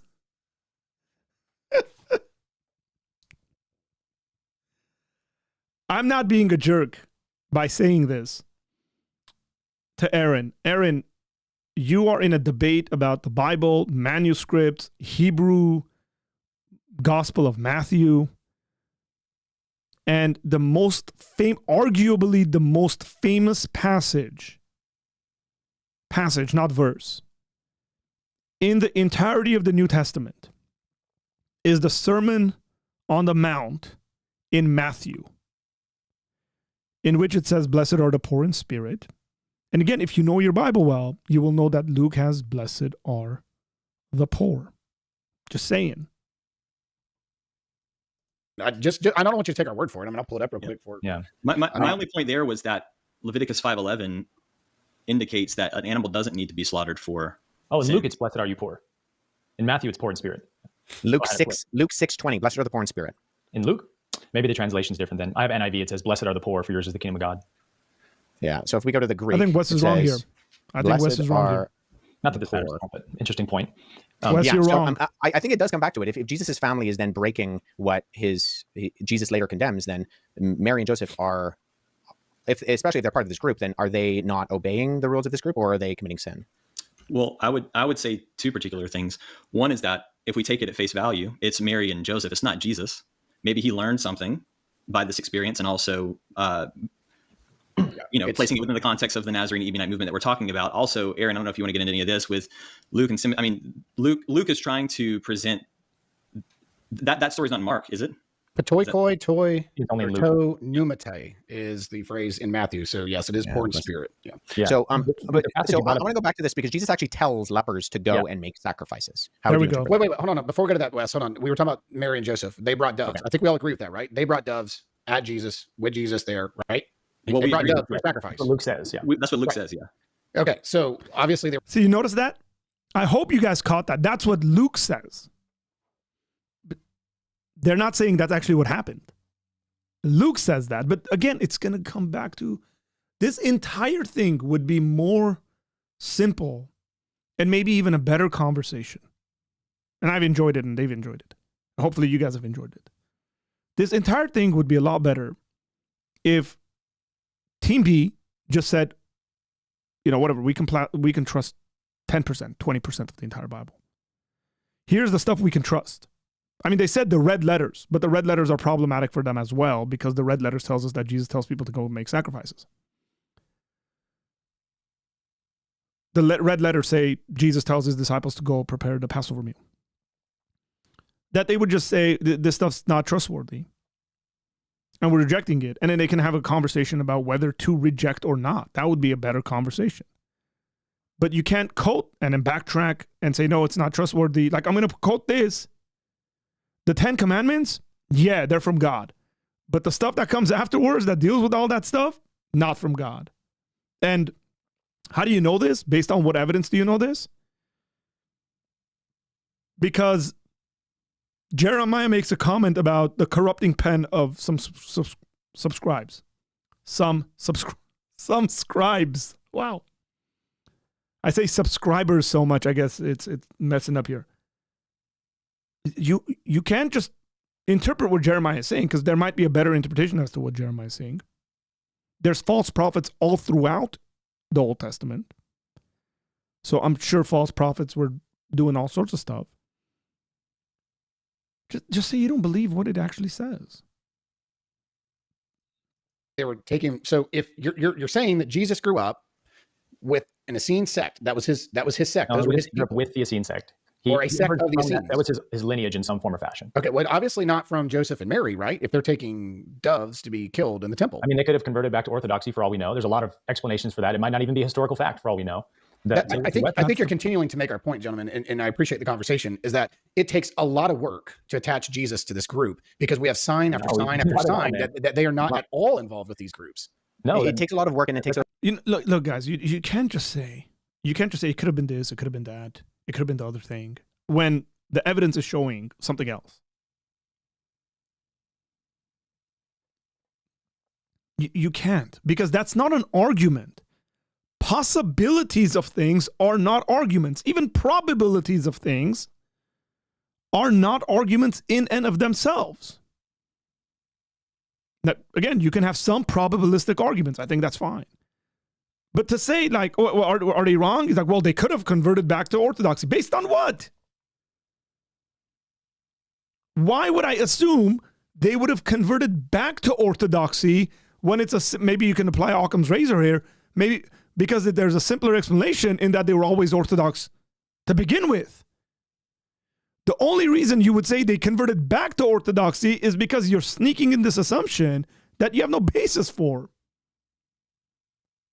When the earlier documents are telling us that they did that, and you're going off of this later Ebionite documentation, and you say, well, maybe they converted. Or maybe the Ebionites just didn't know what the heck they were talking about and just made random stuff up. That's a possibility. Okay, cool. Argument one. Just because it says his parents offered a pigeon doesn't mean that they actually did, number one. Number two, it doesn't mean they had no affiliation with the Essenes. To Wes's question. Aaron, that's an L, bro. That's it. Question about why does Jesus tell the leper to go offer the sacrifice in Matthew? The penalty for not doing so is ostracization from the community. And so if Jesus kills a leper who's been that's ostracized... a problem. That's a big problem, Aaron. The way you're arguing for that's a big problem. I think they're going to catch you on this, bro. The problem is Jesus is essentially telling people to violate his own principles that he's establishing. He's probably going to say, hey, man, if you want to be back in the community, you got to do what the priest demands you to do. Also, Jesus is compromising his religious and moral values for the sake of culture. Is that what you're saying? That's what I see it similarly to the woman in adultery. He doesn't literally want the person to actually be stoned, does it? But he's telling them, does the guy actually go offer a sacrifice? It says he didn't. It says Jesus told him to go and tell no one.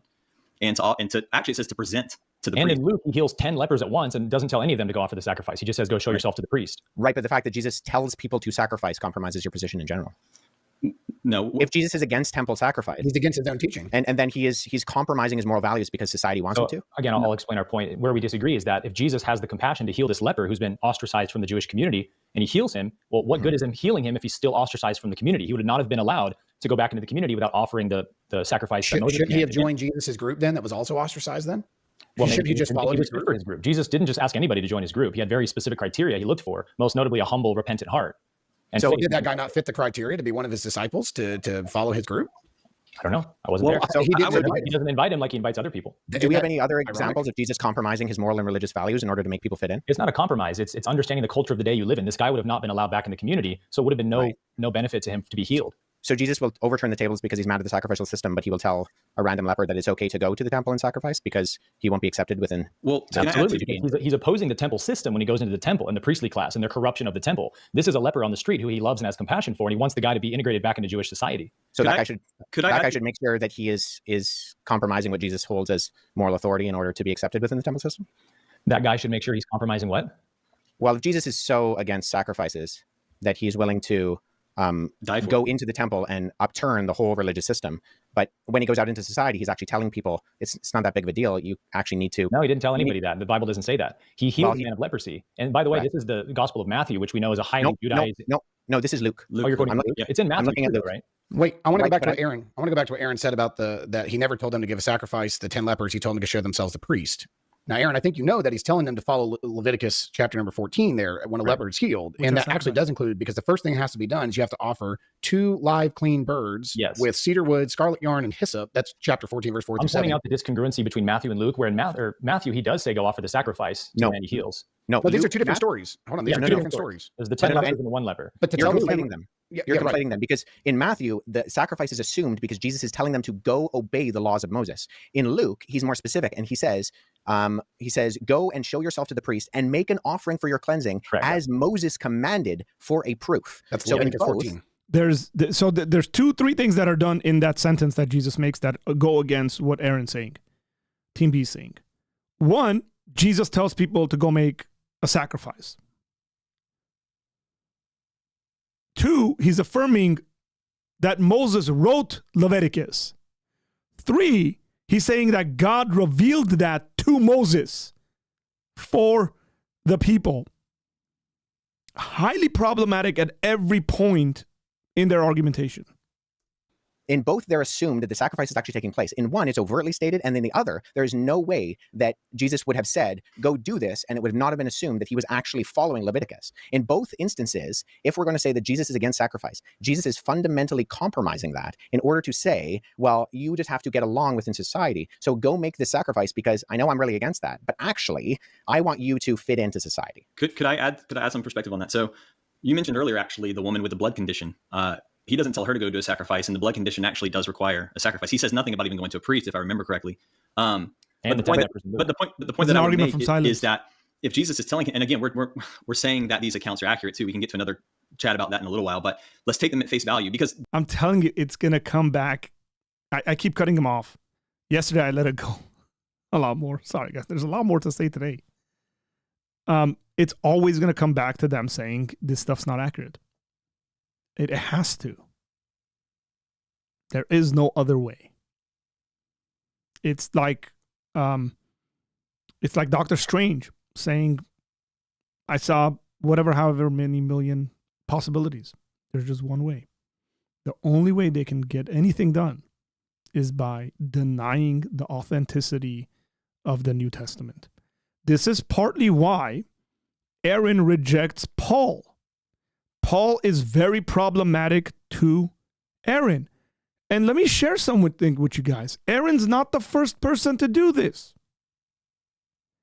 This sort of heretical teaching, and that's what it is, let's call it for what it is, that Aaron ascribes to, because it's a completely different religion, it's not Christianity, has been tried before. In the early church, there are people who are denying the entire Old Testament. Marcion had his own Bible, and he removed things out of it because it did not fit his religion. That's why they were condemned as heretics. Aaron, you're not doing anything novel, man. Like, you're not doing anything that was like, whoa, where did that come from? We've never recognized it. This has been a part of what Christians have dealt with for the past 2,000 years. You get rid of Paul because he's problematic to you. By the way, I love the Bible. I just want to reinstate that. I know Aaron does too. We love the Bible. We read the Bible all day long. Not all day long, but a lot of the time. I know you guys do. We're big fans of the Bible. Everybody should read the Bible. I think though, being a big fan of the Bible, the point that I wanted to... Being a big fan of the Bible and thinking it's God's revelation to us and authoritative are very different things. I mean, Richard Dawkins is a fan of the Bible. He says, read the King James Bible. It's beautiful. To make was that the guy doesn't go offer the sacrifice, though. So if Jesus is, the man that we all believe and say that he is, does he know that this guy isn't even going to do it? So that's one question that I would have. Similar to, Jesus tells all the Pharisees to stone the adulterous woman. What if they actually did it? No, it's a textual variant. It's not part of the original of the Gospel of John. You don't believe that that's inspired? No. Oh, you should John know said this, 53 bro. through 811 did not show up till the 5th century. Yeah. But I can, and as far as the Greek tradition is shown. I think at best here, guys, we're arguing that there's a contradiction in the narrative because Jesus clearly does condemn sacrifices over and over, quoting Hosea 6:6 twice, which is the most anti-sacrifice passage in the Old Testament. Well, hold on. Well, the contradiction that sorry guys, Cam is trying to point out is the woman with the issue of blood and saying that there was supposed to be, and I think you're talking about Luke 15, it's either 15 or 16, one of those, I think it's 15. That situation was a prescriptive sacrifice after a woman's 7-day and 8-day. The woman that Jesus healed was 12 years into bleeding. She didn't even fit the criteria for that Levitical sacrifice. So naturally, he would not have told her to go offer the sacrifice of Leviticus 15 because her situation and circumstance didn't even fit the criteria for Leviticus 15. She was beyond 7 and 8 days. She was 12 years into her bleeding. Does Leviticus say, though, that if you're beyond that, you don't offer a sacrifice? Why does it need to say anything beyond it other than this is the standard for a woman who goes through her monthly cycle? There doesn't need to be an exception rule put in Leviticus. Why would the Jews were so hyper obsessed with ritual purification? If a woman has the issue of blood for 12 years, she would have been extremely unclean and definitely needed to offer a sacrifice. If a woman at 7 days would have needed to offer it. I'm not saying that she did or did not. I'm not saying necessarily that she didn't need to. I actually think based on their standard of the day. I'm saying the prescription. I think Aaron has a good point here, and I think Aaron's right on this. I think she would have. But to say that she didn't is an argument from silence. We all realize not every single thing that happens in the ministry of Jesus, I should rephrase that. Everything that happened in the ministry of Jesus was not written down. Every story doesn't have every single detail because they might not be important to the retelling of that story. Hope you understand that. And so therefore, to say that she didn't do it definitively is an argument from silence. As a matter of fact, I could build a case, and I think so can Team A, in that knowing that Jesus did tell people to go present themselves to the priest, to go offer the sacrifice that's required of that Jesus would have told this lady to do this. Rather than saying he didn't, that you're taking on a stronger burden of proof. Just debate formalities there. Of the sacrifice that Cam was referring to in Leviticus 15 is a monthly cycle for a woman in day 7 and day 8, which is outside of her realm of even her diagnosis. She has a disease issue. This is different. There wouldn't be a law for an extremely rare disease like the woman had with the issue of blood. Right. So in that sense, this does not apply. So it's a different situation, whereas we have a direct causation in instances where Jesus is referring to something that Levitical law does prescribe. And when it does prescribe it, he says, go offer sacrifice. Where it doesn't prescribe it, because it's outside of the statute of limitations of what we see within the Levitical law, he gives a different prescription because it's not dealing with a woman's menstrual cycle. It's dealing with a disease. But I think I'm curious to know, I hope the guys ask this, and they might not, but I would ask Cam and Aaron whether they thought Jesus was wrong in saying, here's what Moses said, which assumes revelation. So they can say, no, Jesus isn't wrong, which is essentially what they were saying earlier, that he's kind of giving in to cultural norms for the sake of those people. The other thing, again, it's going to come back to is, oh, we don't think that's authentic. Then you're just, again, picking and choosing based on your own worldview.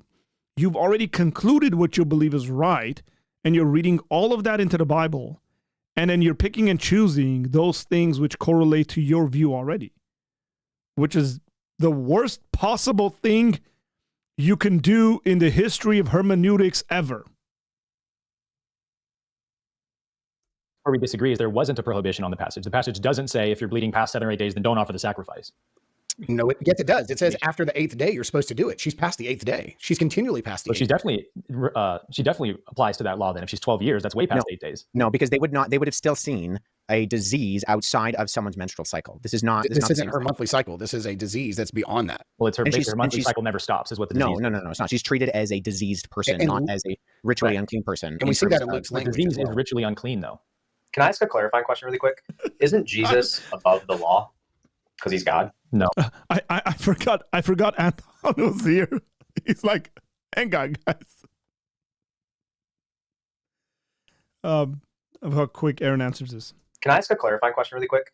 Isn't Jesus above the law because he's God? No. Here's what Jesus is doing. All the extras that I think Aaron is referring to, he's doing away with, and he's almost antagonistic about it. This is the problem, that many of the Jewish groups were going above and beyond what the law required, like with the woman here. Another thing, let's just say the story of the woman caught in adultery belongs. Let's just say it belongs. The law requires that both the male and the female be brought before the tribunal, and they were not. Where was the man that she supposedly was caught in the very act of adultery with? Let's just say John wrote it. Let's say it belongs. Let's say it really happened. There should have been. Why would Jesus go along with this verdict when they weren't even following the law? They were seeking to trap him. They didn't bring the man. By the law of Moses, the woman and the man that were both caught in the act of adultery were supposed to be brought before the tribunal, and they only brought the woman. So why would Jesus play into this? So again, here's another example where the Jewish people were picking and choosing, manipulating the laws and instruction, and Jesus wasn't buying it, and he wasn't about to go into this fundamentalist view of the Jewish law where they were neglecting, as Jesus said, you've neglected the weightier matters. My boy is cooking. You started tithing mint and curcumin and all these things. Piety, yeah. So Jesus wanted to get to the heart of the law, but it doesn't mean he dysfunctionally removed all the practical things that God required in him either. It means that if your heart is not with the sacrifice, or your heart is not with the idea of loving God and loving your neighbor, then you're doing it all for naught to begin with. Jesus wanted to get at the spirit of the law, not just the letter. He's thinking that it's both. That is our position. So I'm curious to know whether Team B here completely disavows anything in the Old Testament that has to do with capital punishment.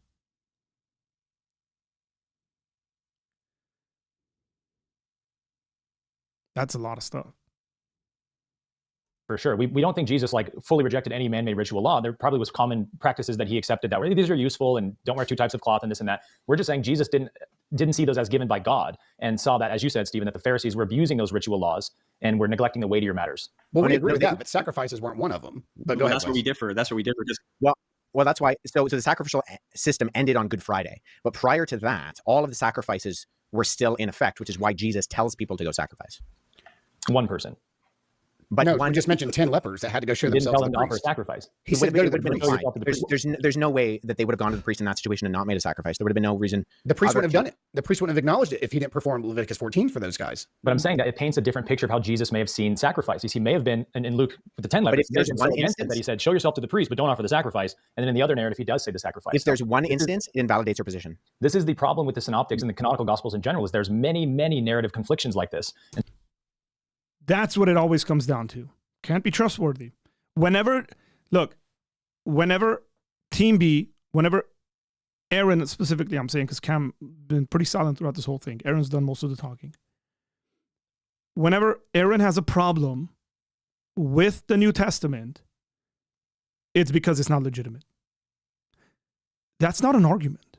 That's just you saying it doesn't correspond to my view, so therefore it's illegitimate. Not an argument.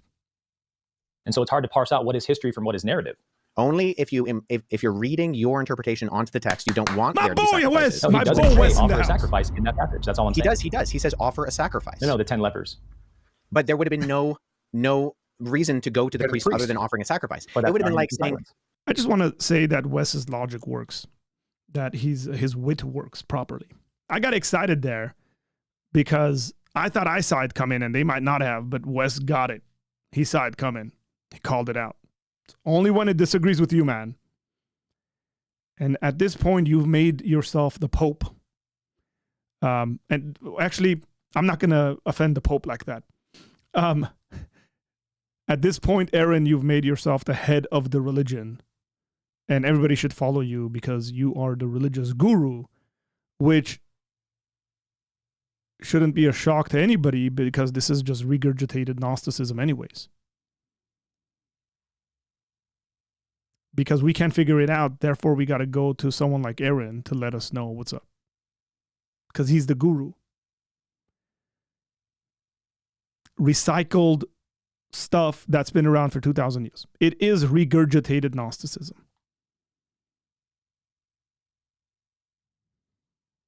That's the prescription of Leviticus 14. Office. If Stephen said, you need to fly tomorrow, go to the passport office, right?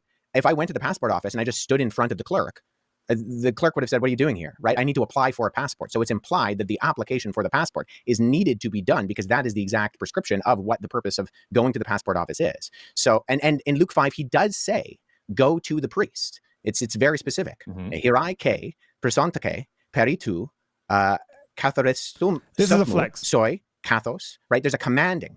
This is a flex. Just saying. Wes is flexing right now. He's reading his Greek. He's like, I'm not even going to read the English. Just going to read the Greek. Prosetaxen Moses, as was commanded by Moses. But again, what do you guys do? Because all we're doing is pointing out a contradiction as far as I'm concerned. What do you do if you're quoting Isaiah 6:6 twice? I desire mercy. God, the logic of this is just like, and I'm looking at this as a philosopher, you guys. I mean, I could look at this as from a biblical studies perspective, but I'm looking at this more from a philosophical perspective. You are snuggling in. Snuggling, is that a word? I guess so. You are sneaking in, you're sneaking in your worldview, presuming the conclusions, and then telling us that it's a contradiction. If I reject that premise, it completely dies. Just very, very simple logic. Not sacrifice. Exactly. Yeah. And so that's not a critique on sacrifice. It's a critique on sacrifices that are useless. So let's absolutely is a critique on sacrifices. So let's say it is a contradiction, which we don't think it is. Let's just say it is. Even if it's a contradiction, then there's no point in trying to use Jesus as an advocate to get away with sacrifices. Because if it's a contradiction. Smuggling. Good job. Hey, English is a second language, man. Allow it. Snuggling. you have to make a choice here. Which one's wrong? And by what criteria do you decide that's wrong? What manuscript tradition you go to say this one is right and this one is wrong? This version of Jesus is right. This version of Jesus is wrong. Even if it's a contradiction, he is clearly a walking contradiction that can't be discovered and can't be, realized or adapted to. Therefore, Jesus is not a good person for your arguments that would advocate for the lack of sacrifices or that he was trying to do something for animals. He can't be your guy. He's automatically eliminated just from his walking contradiction. So that's excellent. Excellent point by Stephen. Stephen's like, we'll give you all of it.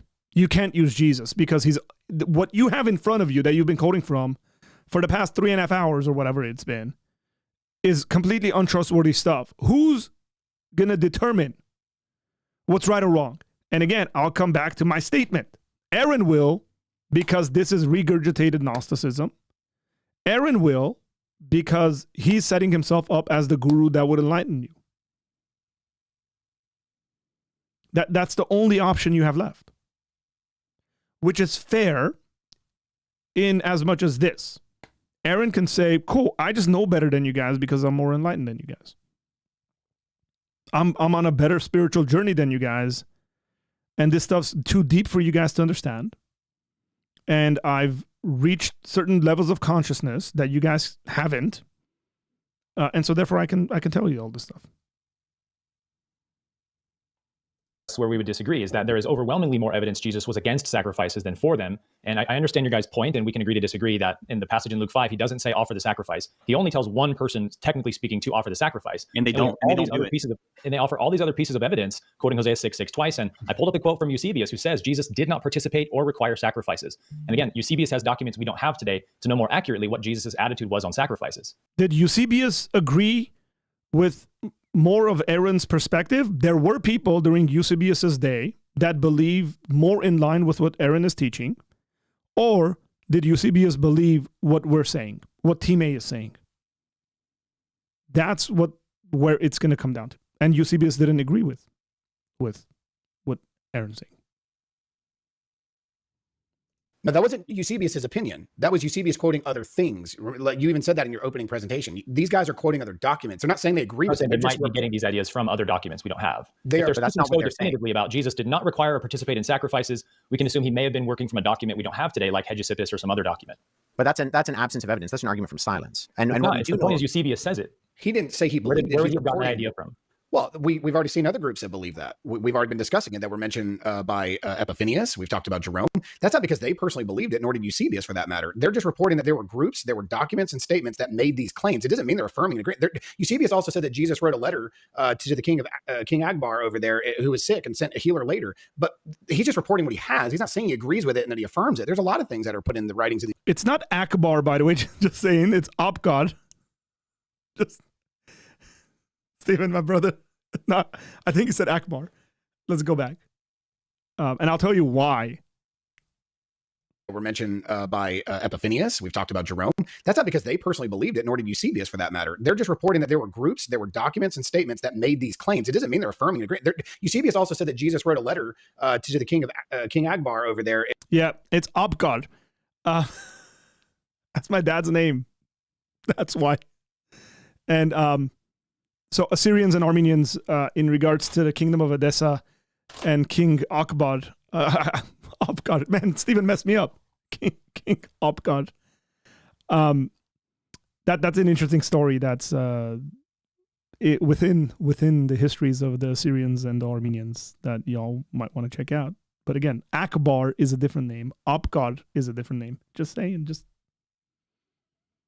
who was sick and sent a healer later. But he's just reporting what he has. He's not saying he agrees with it and that he affirms it. There's a lot of things that are put in the writings of these guys that are just telling you what was being talked about and discussed and debated in that time. They're not taking a position. In fact, when they do take a position on this issue, they condemn that side of it. They do not affirm it. They actually condemn it and say that these are insertions and corruptions. I would encourage you to read the proof of gospel, the 1.10 and 3.3, because the context is clear. Eusebius is saying he doesn't think Jesus required or offered sacrifices. And this goes back to our point that Jesus and the sect he emerged from were against sacrifices because the 10 Commandments say, thou shalt not murder. And God is a God of life. No, it doesn't say death. Right, but the whole sacrificial system is not seen as murder. I'm saying Jesus saw it as murder. What about Isaiah 66:3? To kill an ox is like killing a man. That's part of the penalty of things that go back to the Levitical law. What was the point of killing it? This is what Wes just asked. Sacrifice is not seen the same way. You're confusing. According to one sect of Judaism, yes. Well, no, the book of Proverbs even says it. Somebody that doesn't take care of their donkey is a horrible person, right? I mean, like, we are supposed to take care of the animals, but what you're conflating, and I think, Wes, I don't want to speak for you, what he was pointing is that sacrifice is not in the same category as just brutally beating an animal or brutally killing an animal without cause, like just for sport. How is it not? What's the difference? Well, Let me ask you this. Let me ask you. Can I ask really quickly? And I do want to get, because you asked a really good question. I think it was you, Wes, that said, or maybe it was Stephen that said, "What is your like methodology to come to these conclusions about some of these particular things?" And again, if we had more, I wish we had another hour to talk about it, because of the evidence from beginning to end, including the scripture, the canonical scripture itself. I think paints a very clear picture where phrases or stories like the Luke one that we're hanging on come into context to understand if there is a contradiction, which one is the contradiction. But what I would say is, before we even get into that, which I would love to do, how do you believe Jesus would kill an animal? We know he cooked fish and ate it, so we know he had to kill the fish. We definitely don't know that. Yeah, sure we do. Sure we do. We don't believe John is a historical account. Thank you. I love this, bro. It's so, it is so convenient that every time a passage is quoted that goes against Team B's view, they just reject it. Yeah, we don't think he did it. He couldn't have, even though the text says, even though all the people that they've been quoting, all those church fathers they're quoting, think Jesus did that. Remember that. That's very important. Everybody believes that they're quoting from, Jesus did that. The fish cookout. And then Aaron says, no, we don't think it's historical, because it violates his own view. It's going to be the same thing repeated over and over. I feel like for the next hour, we're just going to hear the same stuff on repeat. Now, John's not the one that says that only. No, Luke says it as well, but the ending of Luke is, many scholars believe the ending of Luke was tacked on. We can't know for sure. But John 21. Based on what manuscript evidence do they argue that? Because I'll pull it up. Both Stephen and I are very well versed in the manuscript evidence, and we're dealing with something that I don't think can be backed up. We'll get into that. Pull it up, Aaron. Well, Luke is also making a very concerted effort to refute Marcionism. And Marcion's whole thing was this was never Marcion came later. Marcion's not even born. Marcion's not even born. This is part of the theory, is that some of these passages have been added into Luke to refute Marcion, who used the copy of the Gospel of Luke. They're trying to take Luke away from Marcion, so they add these passages later, 150 AD or whatever. But we have citations of this. We have citations of this passage that are earlier than Marcion. Correct. I want to get into who made them up. That was a horrendous argument by Aaron. Like, just historically, not the case. Just can't say anything. Just get by it. I want to get into we can get into the fish stuff. That'd be great. I love that Yes, conversation. It's please. my favorite ones. But the previous question, you mentioned Jesus, like, how would he literally kill a lamb, like a baby lamb? How would he do it? He wasn't a priest. He didn't kill lambs. He was a rabbi. Rabbis do not sacrifice. He's a Judite. He's not a Levite. So he then is not responsible. So then you believe Jesus wouldn't have killed an animal? But not based. You said an animal or a lamb? You're asking about sacrifice. A lamb. For sacrifice, or just to kill somebody? Sacrifice, kosher, whichever. He would not have sacrificed a lamb because he was not a Levitical priest. What about on Passover? Certainly he would have. He celebrated Passover every year of his life. That's why he was in Jerusalem at 12 years old and his parents lost him. I mean, they would have been celebrating in all of the festivities that happened at Passover, including the Passover lamb. But it's interesting, right? That he doesn't eat lamb for Passover. He eats bread and wine. No, he institutes. He institutes bread and wine. At the end, read it carefully. At the end. I'm sorry, but I think we're 3 hours into this. 4 hours, I think. We're 4 hours into this, and they've been doing good, but they're really falling apart. Now, again, I'm not going to put this on Cam, because Cam's not saying some of this stuff, but I think Aaron is really falling apart. You're telling me all that Jesus ate at the Passover meal was bread and wine. Let me just remind you that Jesus leans over and says, hey, it's the one who dips his bread, his morsel of bread. What are they dipping in? Like, wine? Is Jesus just like dipping bread into wine and eating it? What is it dipping into? It's clearly eating other stuff that's on the table, man. As a matter of fact, it's required that they eat all the other stuff on the table. That's a part of the entire Passover meal. You have to eat that stuff. It's a reminder. You eat the bitter herbs because it's a reminder of their time in Egypt. This is not a normal meal. This is a highly ritualistic meal. that's instituted by Moses, which requires animal sacrifice. So in this case, Jesus' disciples would have gone and gotten the sacrifice animal, essentially, by the priests and brought it over for their meal, or portions of it, whatever it may have been. Just because it talks about bread and wine, and that's where kind of the focus goes, doesn't mean he didn't eat anything else. I think we have evidence that he did eat other stuff because, hey, it's the one that dips his bread. End of the Passover feast. But there's no narrative that Jesus ate a lamb on Passover. You're assuming he did, and maybe he did, but we don't think he did. It's not. And again, going back to Jared.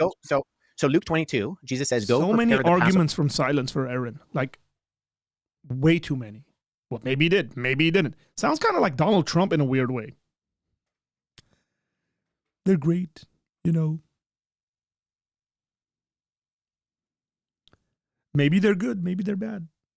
Want to have a good relationship, but maybe we might not. Passover supper so that we may eat it. We know what preparation of the Passover supper would have included, and there's no way it would not have included the killing of the lamb, because that is the whole point of the Passover supper. Exactly. That is the dish. Nobody would have thought anything otherwise, because that's the central point of the Passover. There is no Passover if there is no lamb slaughtered. It doesn't necessarily mean Jesus would have slaughtered it, but Jesus, especially within a sacrificial system, but Jesus tells his disciples to go slaughter the lamb, in the sense that the preparation would have entailed that the lamb be slaughtered. Otherwise, it would not have been considered the Passover. It would just have been considered a meal. Really quickly though, remove the word implied. You do agree, just so everyone is aware, because a lot of people might listen to this that haven't read these passages in the Bible. You would agree that it does not. I kind of think that Aaron hasn't read them, or at least hasn't recently read them. I mean, he's read them. Let me put it that way. He's read them because, you know, he grew up in the church and all that stuff, but hasn't recently read them. Seems kind of unfamiliar with all this stuff. Say that Jesus ate a Passover lamb. You can maybe infer it from your understanding of the Passover based on the evidence of Hebrew tradition, etc. But it doesn't say in the text itself that Jesus ate a Passover lamb.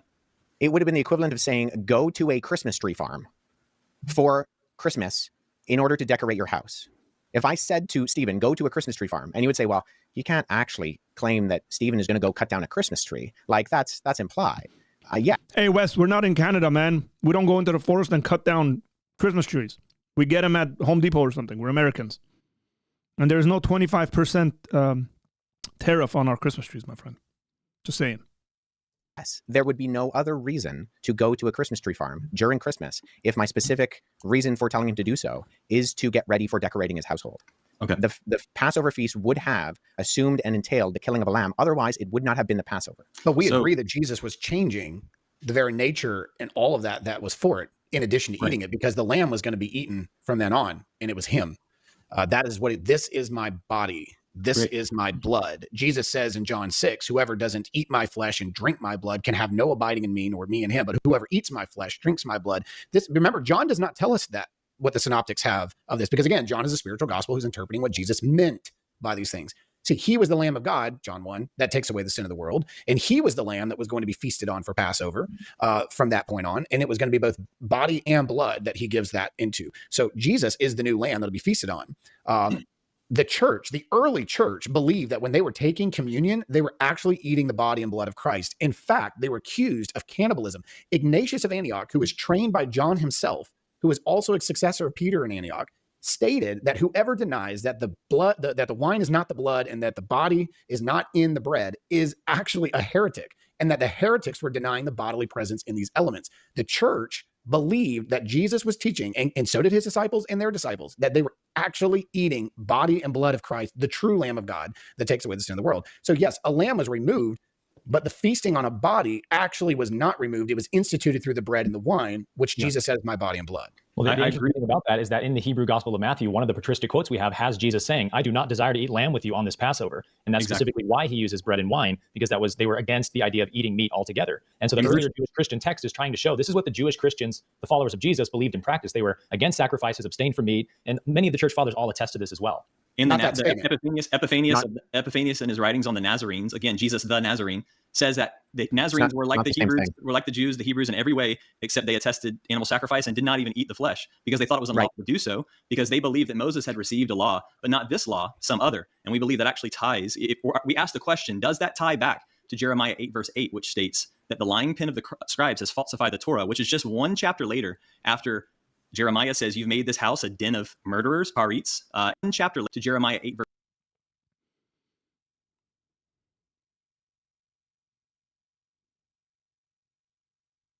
verse 8, which states that the lying pen of the scribes has falsified the Torah, which is just one chapter later after Jeremiah says, you've made this house a den of murderers, parits. And he also states in Jeremiah 7:22 that God never commanded animal sacrifices on the day that he brought them out of Egypt. What is that day? That's the Passover. That's the blood over the doorpost when they're exiting on the Exodus. So he didn't command it because he'd already done it. He'd already made the sacrifice.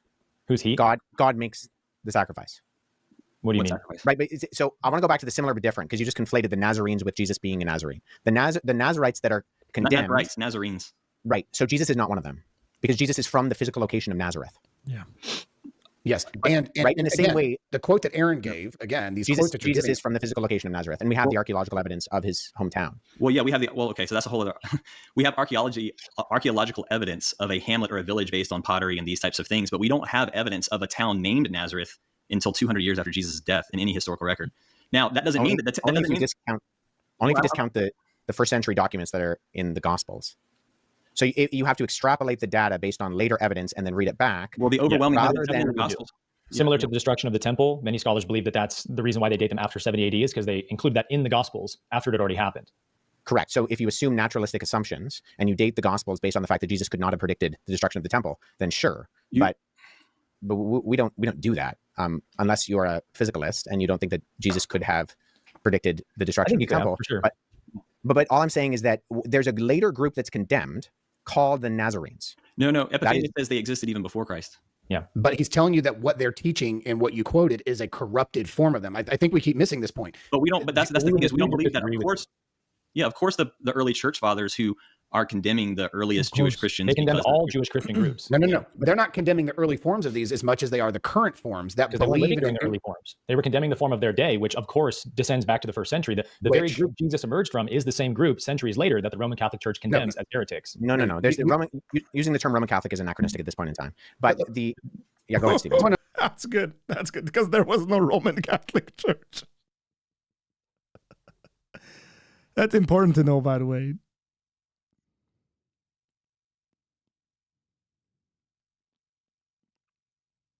No. Going back to Aaron, your quote about Jesus refusing your statement about Jesus and the lamb and refusing it, that was one of the later interpolations that was not a part of the practice. Again, these are condemnation quotes. They're not promotional quotes. They're condemnation quotes. They're not looking at this as a positive. But here, look for a second. Would you guys afford me 5 minutes? Please let the guy talk. To lay out. Please let the guy talk, man. Y'all have talked a lot. I hope they say yes to this. I want to hear Cam. Something that can explain what you're talking about right now. But the only way that I can explain it is if I have that amount of time. On the Ebionite Nazarene later, rebuke from Epiphanius, and that is you asked earlier, Wes, what is our full methodology? And Aaron, you can correct me at any point if you want to on this or add to it or whatever. Sure. Be sure to do that. So when we let's just start with the canonized Bible. When we start in the beginning, we start in the Garden of Eden. No suffering, no death, definitely no animal slaughter. It says even predatory animals don't, prey on. I would assume that there's animal death.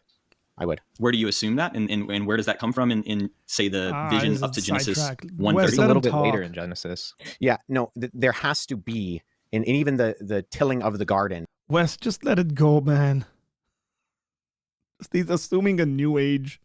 Sorry, not new age. He's assuming a new young earth view. No animal death, nothing in the garden. Just let it go. Assumes that there is, animal rot, or not animal, sorry, plant rot, in order for there to be life. That's no, I'm not talking about plant life. I'm talking about animal life. I'm saying specifically in the Garden of Eden, Genesis 1:29, it says that plants will be for human food. And it even goes on to say in Genesis 1:30 that even animals will eat the herbs of the ground, plant food as well. So it attests to this kind of even non-predatory state of animals, which is then reflected in the prophetic kingdom of heaven that Jesus is always talking about. In Isaiah 11, the wolf shall lay with the lamb. The lion shall eat straw like the ox. The serpent. The child will lay with a serpent. They shall not hurt nor destroy. And again, remember I said that root in the Hebrew of destroy is actually shakat, which is to slaughter an animal. So in the kingdom heaven vision that Jesus himself prays in the Lord's Prayer, thy kingdom come, thy will be done on earth as it is in heaven. And let me point out, he says, give us this day our daily bread, by the way, which I think is a nice little touch with our previous conversation about the Passover versus the Last Supper. But bread. I'm sorry, Cam, but bread is synonymous with food, my friend. It doesn't literally mean just bread. That's the same case in Armenian. Bread is not just a reference to doughy bread or unleavened bread. Bread is just synonymous with food. It could refer to anything that people consume. Like, these are the sort of things I think that kind of rise to being so problematic, is that you want me to trust you on all these kind of grander claims, but there's these simple things that I think you kind of miss. Anyhow, but it's still a body. It's still a body. His vision, sure. His vision, though, the vision that's being cast is a non-predatory ideal where we as humans, at minimum, because we have agency, are not to slaughter and kill other animals. So you don't agree with that with the Garden of Eden or the idyllic kingdom of heaven vision, say in Isaiah 11. So what happens with Adam and Eve's sons? Like, okay, you're quoting from Genesis. A chapter later, you have two individuals offering animal and plant sacrifices. Noah goes on the ark, gets off the ark, offers sacrifices.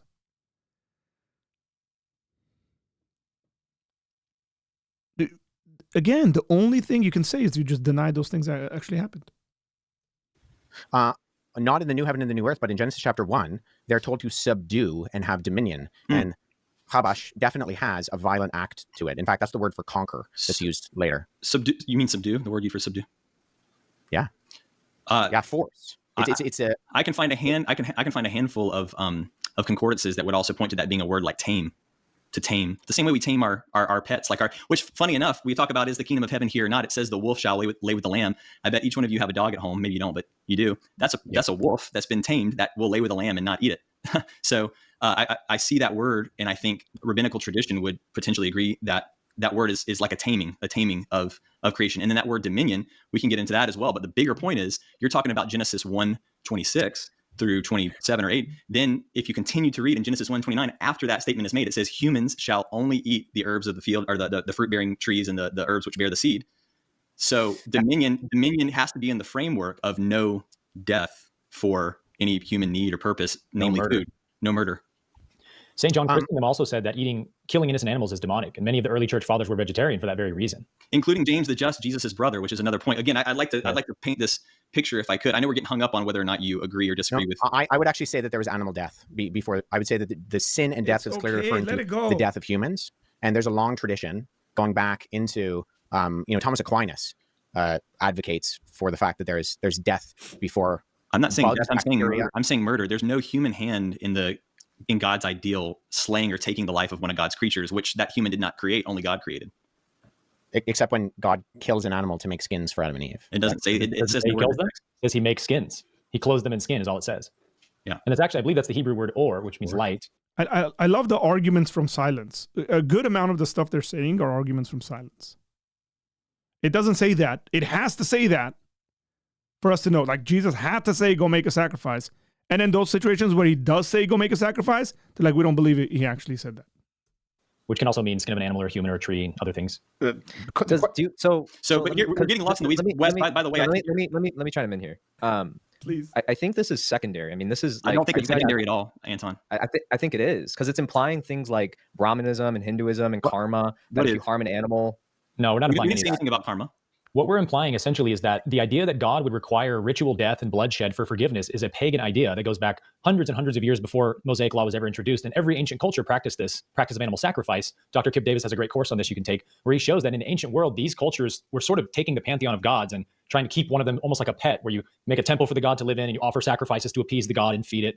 And so the sacrificial practice is unworthy of God's people was always the idea of Jeremiah and the prophets who opposed it. They're saying this is not, God never commanded this from us. And again, if I can bring it back to, because same as ours, I don't want to dash about being the fringe opinion, but I would say, Wes, I'm pretty sure you're in the fringe opinion that there would be murder of animals in the Garden of Eden.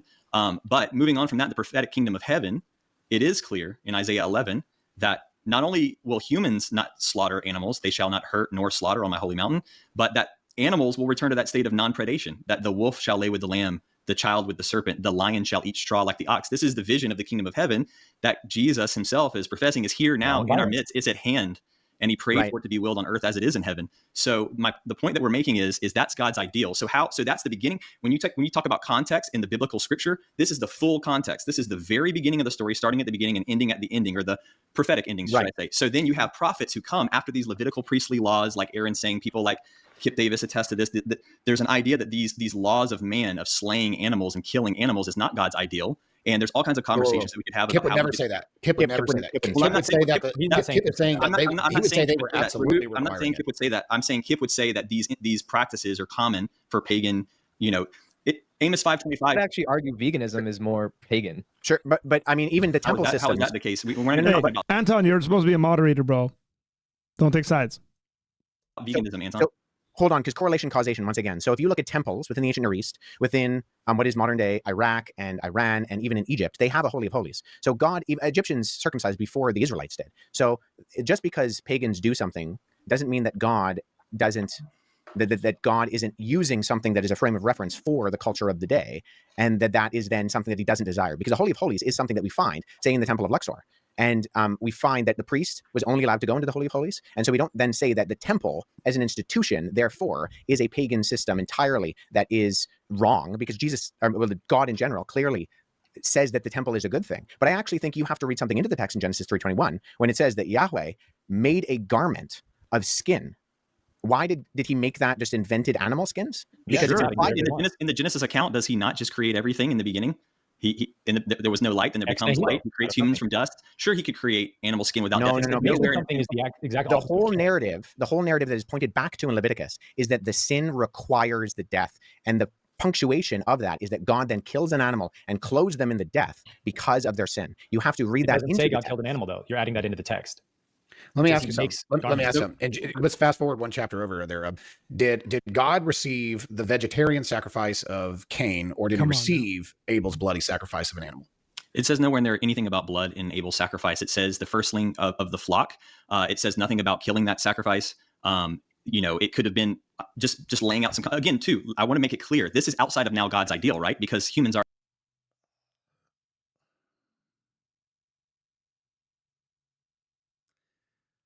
The pivoting and sidestepping is a bit annoying because they're forced into these positions where they have to do that. Well, it doesn't say that. It implies that if you read the entire narrative, Genesis, Exodus, Leviticus, Numbers, Deuteronomy are spoken of as one. It's the Torah. So you read it in context. To offer, and I'm sure you can find all sorts of stuff to offer the first fruits to say that, it doesn't necessarily mean that they killed it, is ridiculous. Because it implies that. It doesn't say that, but we're going to make an argument from silence. It gets frustrating a little bit. Like, you just want to listen, I guess. Humans have sinned as well. But he accepted it, didn't he? Did he not accept it? Well, again, looking at the text itself, it doesn't say anything about an animal being killed. It says just read up to Noah. See what Noah does. God commands him to do that. That he brought the firstling and the fat thereof. It's the fattest firstborn. How do you get the fat from the animal, Cam? How do you get the fat from the animal? Well, I don't think anywhere that it implies that it's fat from the flesh. That you can use similar terms for milk fat, like colostrum and these types of things. There's nothing there that implies it. But I think, again, this is diverting from the point. The point is there's an ideal that. The point being here, Cam, is that if you read the rest of the Torah, read the rest of the Pentateuch, every time there's a mention of the fat of animals, it's a killed animal. So the precedence is set for someone to properly interpret that text as being a dead animal versus you saying, it could be milk. Come on, man. The Bible has texts where the narrative shows when humans fall away from that ideal and do different things. I'm sure you could pull out so many. We can argue all day long about the differences of these opinions. What we're showing is that those pulling towards the ideal are the prophets that are saying God never went. Jeremiah 7:22, God never commanded sacrifices. Isaiah, you're full of this. I don't want your sacrifices. They're an abomination. These types of things. Amos 5:25 says, "Did you ever offer me sacrifices in the wilderness?" With an implied answer, no. And he then goes on to say how, comparing the animal sacrificial ritual of Mail and Bolak, which is basically, I think we can all agree, a type of a satanic practice. So what we're showing, this is the point that I was making, is you see these prophets continually throughout the text of the Old Testament calling people back to mercy. God desires mercy, not sacrifice. Obedience rather than burnt offerings, not obedience with sacrifices, not murder with a pure heart, than sacrifices. And then basically what we're saying, this was giving context to the Ebionite thing, is that at a certain point you have Jesus, like I said at the beginning of this talk, fulfilling this idea by literally going into the temple. No other being that I know on planet Earth has ever done this. And we're not talking about just any temple. We're not talking about a Hindu temple or a Buddhist temple. We're talking about the most warred over piece of property on planet Earth, basically the Temple Mount, one like the center of the universe, let's call it, in terms of religion. He goes into that place, frees the animals, and overturns it and says, you've made this house, which should be a house of prayer, into a den. What is a den? It's a place you keep animals, a den of murderers. And so therefore, when we see things like Jesus being called the Nazarene all throughout the New Testament, by that, I want to know if there's any scholar, any biblical scholar, this is a legitimate question, because he just interpreted den of thieves as den of murderers, whether there is any legitimate biblical scholar that interprets that text as den of murderers. When we see things like Jesus being called the Nazarene all throughout the New Testament, by that designation, and particularly Nazarios underneath it, actually creates some complications of whether or not that title could mean someone from Nazareth. There could have been a town named Nazareth. Absolutely, there could have been, but it's a chicken or the egg thing. Was it called Nazareth because was Jesus called the Nazarene because he was from Nazareth, or was the sect of was Nazareth called Nazareth because the sect of Nazarenes were there? That's an interesting question. And the point that we're bringing up is that then you get into these patristic writings of the early church fathers, and you see that there's this sect of Nazarenes that abhors animal sacrifice, believes that Moses received a law, but some other, not this law around animal sacrifices and flesh consumption, and they're correlated with the Ebion and the Ebionites in these early church fathers' writings. However, the church fathers are waving them away as heresy and saying, look at what their text says. It says that Jesus attests sacrifice, and that he didn't accept the Passover lamb. And what we're saying is that's our methodology, is we see this whole story from the beginning of the scripture to the end of the scripture in the prophetic kingdom of heaven, which God said is here and now in our midst, and it's at hand. He declared the year of the Lord's favor to free the oppressed. And I believe that, doesn't it make sense? Is Jesus not the liberator of the oppressed? Do you think that the lambs that were going into Passover were liberated? Were they free, or were they being subjugated to murder and torture over and over again? How would Jesus feel about that? Just the same way we've seen that the Bible has been used to justify slavery with certain texts. Is it not? Does it not make sense for Jesus? You said, Wes, he's the lamb. He lays his life down for the lamb. The good shepherd lays his life down for the lamb. I know that could be obviously talking about the lost flock of Israel and people, but could it not be similarly applied to actual animals, God's creatures that we didn't create? Therefore, we don't have the justification to take the life of. And so he's standing on that. So then I would ask you, if so, then how would Jesus kill an animal? What do you see Jesus killing an animal? Do you see him shedding blood? Yes. How? He killed fish. He could fish. Well, first of all, we can get into those texts, but there's nothing about him catching any fish. And in the Gospel of John 21, chapter 21, there's two words that are used there, prosphagion and upsarion, which are used to be the fish that he's eating. And it's a relish or anything eaten when bread. And in fact, opson in the ancient Greek, the only, in Wes, I know this is your speciality, I would encourage you, find any version of opsarion or opson in the classics or whatever, where it references fish. It actually is in Homer's Iliad. It's a relish made from onion. So, but again, John 20 seems to end anyways, and I know you know that there's hold on. So they caught relish when they couldn't catch relish the whole night. They caught what were they catching? Ichthus. Yeah, which is a fish. That is right. That's Wes. And it's also, Wes, you recently, I loved it, by the way. It was an awesome piece of content. You outlined just recently the Ichthus as the acronym Jesus Christ, God, Son, Savior, related that's later. That's after that. We don't have any Ichthus was used way before Jesus. Ichthus means fish. In there's classic, no other word you would use to describe fish other than ichthus, and they are fishermen. They would fish for fish. They did, but then Jesus said, "Come follow me," and it says they dropped their nets. No, that's earlier. Hold up. And there also may be a distinction between Jesus being okay with eating fish, but not living animals on the land, lambs and goats. Or there's he's in a resurrected body at this point. Again, he could have created the fish out of thin air if you believe that he's a resurrected body like that. And that's why he had to broil it. They just caught it. They caught it, and he took it. And that's from John that says they caught it. Yeah, absolutely. Yeah, in John 21, take John to be a historical account. He says, What's cast that? your net. We don't take John to be a historical Okay, so then account. take it earlier when they couldn't catch in the synoptics that you do take as a historical account. They couldn't catch it, and Jesus helped manipulate a circumstance where they would catch more of it so much it almost flipped their boats over because they had so many. Yeah, that it wasn't relish. says it broke their net. It says it broke their nets, meaning the fish got out of the net, and that's when they dropped the no. Bro, they sold it. It gives the amount of money they made from it. Please. That's not what it means. It's not what it says. It says that their boats almost tipped over. Right. Their boats almost tipped over, and the nets began breaking. And not long after that is when Jesus said, "Come follow me and become fishers of men." And they left their nets behind. Because they sell it. The other boat comes to help them, and they sell the fish. Who are they selling this to? Are people not eating this fish?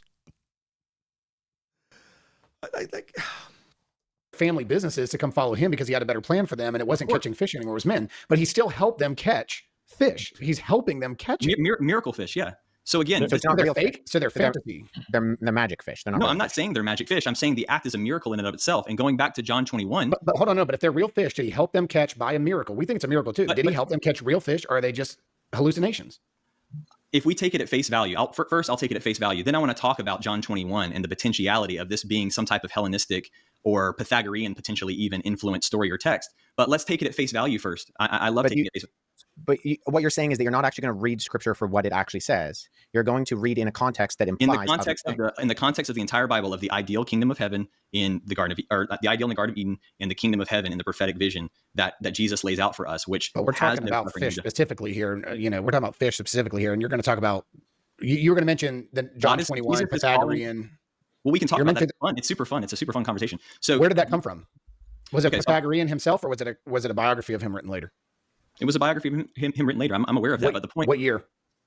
It was after or before? After or before John? I don't know, but it doesn't. It could have been after. That's not my point. Third century. Yeah, that's great. It's over 250 years after Jesus. So we can't. But wait a minute. That's not my point. I'll agree with you. Sure, it was written later, the Pythagorean account. But that's not. But you're saying that John's trying to do something and also stealing from the past, even though it was actually in the future. I'm not even saying I'm not going to put my intentions or try to understand what John was doing. I'm just going to read the text and tell you what I see, which is that it specifically says in John 21, which, mind you, I know you guys know this. I'm not saying you have to agree or disagree with this, but there are scholars who say that John 21 is tacked on because it looks like John 20 ends, right? It looks like it's tacked on, but still, I love that text. Or it's just a prologue and epilogue like most works, but go ahead. There's no manuscript evidence in the prologue and the epilogue.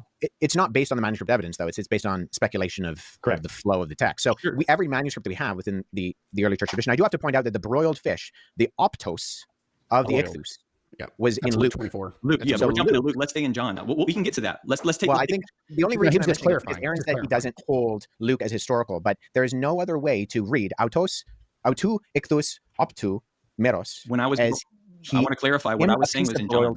Okay, so go back to John. No, he's clarifying what Aaron said. He's not clarifying what you said. He wasn't clarifying Cam. He was clarifying what Aaron said. So I think, though, guys, this is deviating pretty far from our actual thesis here, which, again, is that he asked if Jesus would kill him. No, I didn't say if he would. I said how. I said how would he, particularly a land animal, say like a lamb, which he laid his life down for the lost sheep. How would Jesus? That's an emotional argument. I think. I'm asking. By the way, there's a textual argument. He's assuming that this has to do with animals as well, but there's enough scriptural evidence that it's the lost sheep of the house of Israel, right? Like that's a reference to people. It has nothing to do with animals. Like textually, you can't include animals in that. As in regards to Jesus' death being applied to animals, which is really weird. It's not emotional because I want to. As a Christ follower, what would Jesus do? Right. It's analogous. It's analogous with all due respect to when my Muslim friends talk about the virgin birth and say, would God really go through the vaginal canal and be covered in blood and be covered in, the placenta? Would God let himself be put through that because that is disgusting and that is bloody and that is beneath him? So this is an emotional play in saying, how would Jesus hold a knife and how would he hold it to the throat of the animal? But I don't think God coming through the vaginal canal is the same as taking the life of another living being. Neither do I, but I'm saying the type of methodology by which the argument is applied is an emotional one. No, we'll give you the methodology. It's very simple. The 10 Commandments say, "Thou shalt not kill," and Jesus was very clear. If you want to enter eternal life, thou shalt not murder. Keep the commandments. Sure, which is even it doesn't qualify humans or animals. It says, "Thou shalt not kill," and so we're saying Jesus was against the act of killing in any form. That's the argument. Unless it's a fish. What are your guys' take on abortion? I'm against it. I was almost aborted, so I'm very much against it. I want to hear what Aaron says. I want to respect the free will of everyone, so I would never want to mandate you're not allowed to do it. How can me you personally, possibly? I'm totally against it. Okay, that makes sense. Yeah, that makes sense. But I thought you were about to say something doesn't else. make sense. So I'm sorry. John 20. It doesn't make sense. It doesn't make sense. That was so good. Anton, well done. It doesn't make sense. Because you don't actually... Oh, man, I don't want to get all crazier. Okay. It seems to me that, you want to say face politically because you probably have a bunch of people that follow you that are into the new age stuff, that are very pro-choice, and you don't want to go out yourself and say, no, I think it's murder. You are telling me that animal sacrifice and animal killing is murder, but you're okay with people having the freedom to kill their babies? Actual humans. It's very difficult for me to just like keep it cool when I see that kind of cognitive dissonance. Why wouldn't you call that murder? Oh, animal killing, that's murder. People killing their babies in the womb? Well, we don't want to mandate that, and some people should have the freedom. Come on, bro. Like that, I just lost some respect for Aaron. That's a cop-out, bro. Major cop-out. 21. He cooked the fish and gave it to his disciples to eat. Well, that's where we left off. He cooked the fish and gave it to them to eat, and he ate it with them. And the Greek underneath that word is opson, which, like I said, is used in the Greek classics, Homer's Iliad, to be an onion relish. It's opsarion, actually, is the Greek word, but opson is I guess opsarion's like a diminutive. What's the word for fish used in Homer? I don't know, but my point is the same word. It's the same word. Can I have just 1 second to explain my point about Pythagoras? It has nothing to do with Pythagoras' story being written later or not. It's that in the text of John 21, the number 153 is given with the ichthus. Now, the ichthus is, as you showed, Wes, on your recent content, also related to the Jesus symbol of the Vesica Pisces, the two concentric circles overlapping each other. And in Pythagorean thought, they held the number 153 as sacred because the point to point of the ichthus is 265 over from the width of the overlap, 153. Now, the probability, I actually chat GPT this the other day. It was kind of fun. The probability of 153 and ichthus appearing in John 21 and it not being related to this concept of the Vesica Pisces and this kind of Pythagorean thought. I'm not even saying it is literally Pythagorean or Pythagoras, but it's that type of thought. The probability of it not being related to it is like trillions to one. When you account for that, about 3,000 fish could have been caught in a net. So it could have been any number between 1 and 3,000. And then you apply that to the probability of ichthus also, being Jesus Christ, God's Son, Savior, and the secondary name of the bladder of the fish, which is the Vesica Pisces. So what I'm getting at is this account in John clearly has these other underlying meanings that are happening in there. And like we said, there are many people who say that the Gospel of John ends in 22. So all I'm saying, look here, all I'll say is I don't think any of that is there. I don't think any of that is there. I think you have to take later texts and later interpretations based on. But what about the 153 number? What about the 153 number? Do you think numerology really doesn't go very far with me because you can extrapolate numbers. I mean, my friends within the Billy Carson community do this ad nauseum with every archaeological discovery that exists and find all sorts of connections to the speed of light and to the equinox. And you can basically, I have a mathematician friend who has basically done it with everything. And it's what my Muslim friends do with the Quran, the numerological arguments for the Quran. And it really doesn't go very far with me. I did just look up optos as broiled, and I found numerous instances of it in Greco-Roman literature. But that's not what's in Luke 24. No, I'm not talking about Luke. I'm talking about John 21, opson. Luke's a separate instance that we could discuss. And I agree with Aaron. We are getting. Sounds like it's coming from a similar root word too, by the way. Yeah, we're getting into the they didn't sacrifice fish. So I would like to get back on the topic of animal sacrifices and how God, Jesus. But it's on a charcoal fire, John says. So it has to be burnt. It has to be. Yeah, it's an onion they're cooking. John's not a historical account. Yes, that's not true. It's an interpretation. Aaron just goes, and then he quotes from the Bible, like every time there's a trouble with you. So Aaron rejects John as a historical account. He completely trashes Paul. And again, that's the only way he can get anything out. And then he quotes a bunch of selected passages from Matthew, Mark, and Luke. And then when there's contradictions to his worldview, he says, oh, those aren't actually reliable. How convenient. How convenient. Come on, man. Just say you're starting a new religion, bro. Just say, I'm starting a new religion. I'm the head of that religion. I am the enlightened one. I am the guru. Come to me and I will give you knowledge that I have, and it's secret knowledge that only is with me. Just say that. interpretation of a historical account, There meaning are it's so telling the many history. problems to call John that you have to jump over to call John a historical account. It is wildly divergent from the Synoptics. I don't know of any scholars, at least non-Christian scholars, who would say John is a historical account. Zero. And the point being is too, if I could just say this, because I don't want to get lost in the sauce of these. Really, what I find fascinating conversations around the number 153 and the relevance to fish, the fact that in John there's 3 different words that are in Greek that are translated as fish. There's so many things we could talk about that's really fun. But what I'm more interested in is that Jesus is always calling people towards the higher ideal. Yes, they may have been fishermen, but then they left their nets behind and became fishers of men. Yes, it says in the feeding of the multitudes that 2 fish were brought. However, Jesus, in his own recalling of the telling, says, don't you remember when I multiplied the loaves, and doesn't mention the fish. He also tells them when Peter is walking on the water or whatever, that they didn't understand the miracle of the loaves, or they didn't understand what was meant by the loaves. These types of conversations are having where it seems clear that Jesus isn't interested in the fish. He's interested in their hearts. And that's our point with animal sacrifice, is that the prophets and Jesus are calling people towards that liberated vision of freedom for the oppressed, including God's creatures in the prophetic vision of the kingdom of heaven. And that's why when Aaron and I fall on, say, the Nazarenes and the Ebionim, or the Ebionites, which again the church fathers are trying to hand wave away, they match this overall greater context of the text of the canon, as well as the Dead Sea Scrolls, like we showed you with the congregation of the Ebionim and the patristic fathers, who were trying to condemn them. But thank you, church fathers, that you did, because they preserved some of our writings so that we can see what they were actually about. And that first century movement, James the Just, Jesus' brother, is very, very clear in multiple historical documents that he did not have animal flesh, even from his mother's womb. It says he never had animal flesh. That matches the Nazarene. So he was raised by Mary, if he's Jesus' brother. And then there's this whole context of the Nazarenes and the Ebionites saying the same type of thing. John the Baptist is taking people out to remove them from the animal sacrificial the same mother that took doves to the temple of the sacrifice, right? But that's what I'm saying. You asked me earlier, how do we find the contradiction? So it's funny that Aaron says that's not a historical account, but then there is basically what's in the Bible is not a historical account, but the other stuff that's spoken about by James, by other people living way later, that is a historical account. You can't have it both ways.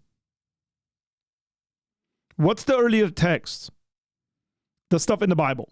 So that stuff's not a historical account. It could be very easily said.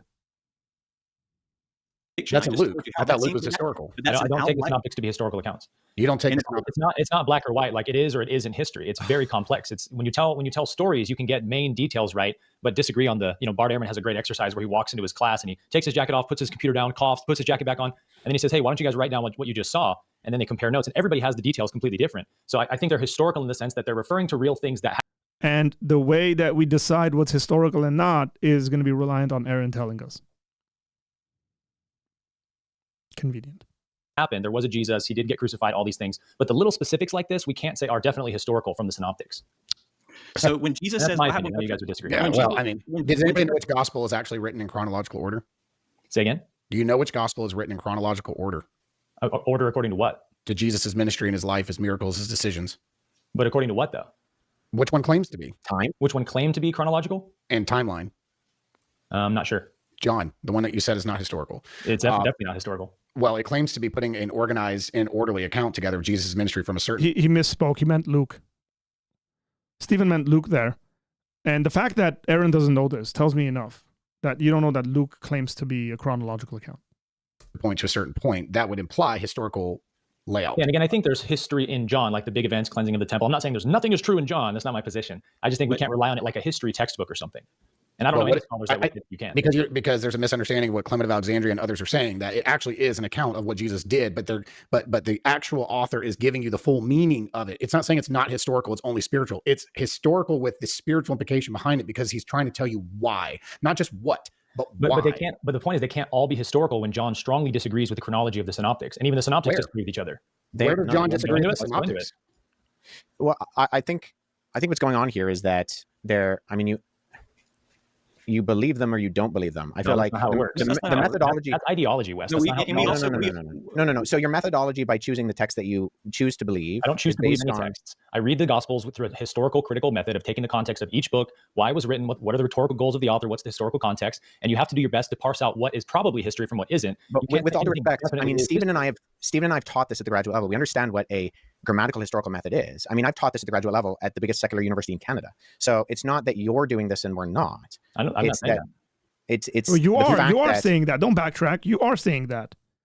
Of course you're saying that. the methodology by which we're pointing out texts and saying there's both a grammatical and a face value reading of something like fish, that we're saying, okay, this is how it's read. And I've even found, instances of opsarion that just mean a small piece of fish now in the Hellenistic literature, and can't mean anything but that. But all I'm saying is that I'd I love think to see that. The only one I could find was Homer's Iliad, and it was an onion relish, upson. But what I was going to say too is just in. No, that's fine. I just think it's like, I feel like when we see instances of Jesus telling people to sacrifice, he's not doing that, or he's capitulating his own moral values. When we see instances of Mary and Joseph going to the temple to sacrifice, well, that's either non-historical, or it's added in later, or it's not really what's going on. So when we have instances, I mean, going back to Bart Ehrman, Bart Ehrman claims that the synoptics don't claim Jesus is God, other than when they claim Jesus is God. And when they do claim Jesus is God, they can't be claiming Jesus is God, because Jesus never claims to be God.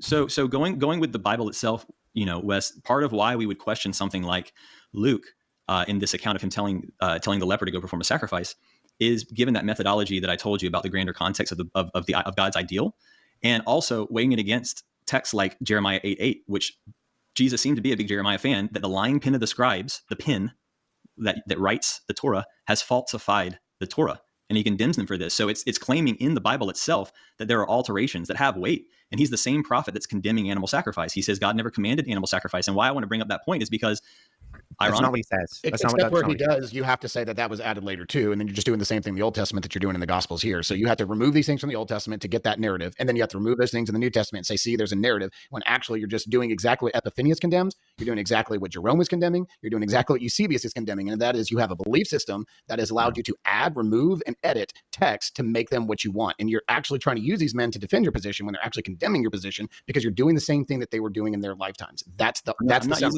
I'm not using them to defend the position. I'm very aware that they see it as heresy. The point is, in fact, that they do see it as heresy as part of what we'd like to even talk about beyond that with letters of Paul and these kind of things that do start to contradict some of the earliest followers of Jesus. Jesus' own brother was the leader of the Jerusalem church, and he never touched animal flesh for consumption.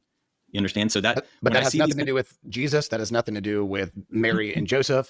But again, John the Baptist is taking people out to the desert, baptizing people for the remission of sins. That's what we're saying, is that we see these while he's wearing animal skins that have been killed. Okay, and he's eating a locust, or they died. You don't know they were killed. Or a tanner would. I mean, Stephen has looked extensively into this, but a tanner would not have used an animal that was killed in order to make. Yeah, John the Baptist wore a animal hide for a sash. Yeah. That was done through the tanning process. You can look at any process of making leathering and belts and things like that, and how they used an animal for this part, this part, and this part to create the leather-like being.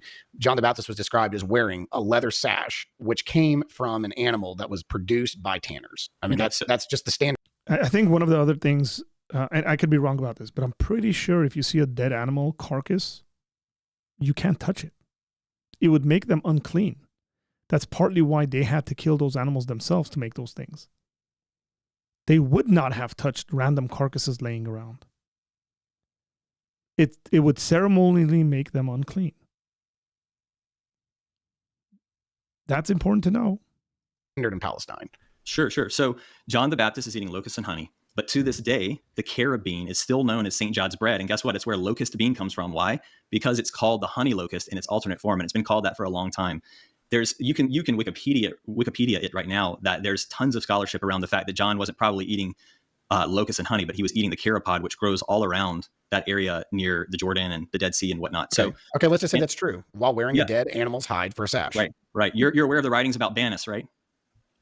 Well, hold on. Why do we keep skipping this? Even if what you're saying is true, Cam, even if that's what he was eating was not actual locust, he's wearing a sash made from a tanner's production of killing an animal and taking its hide and making a leather substance from it.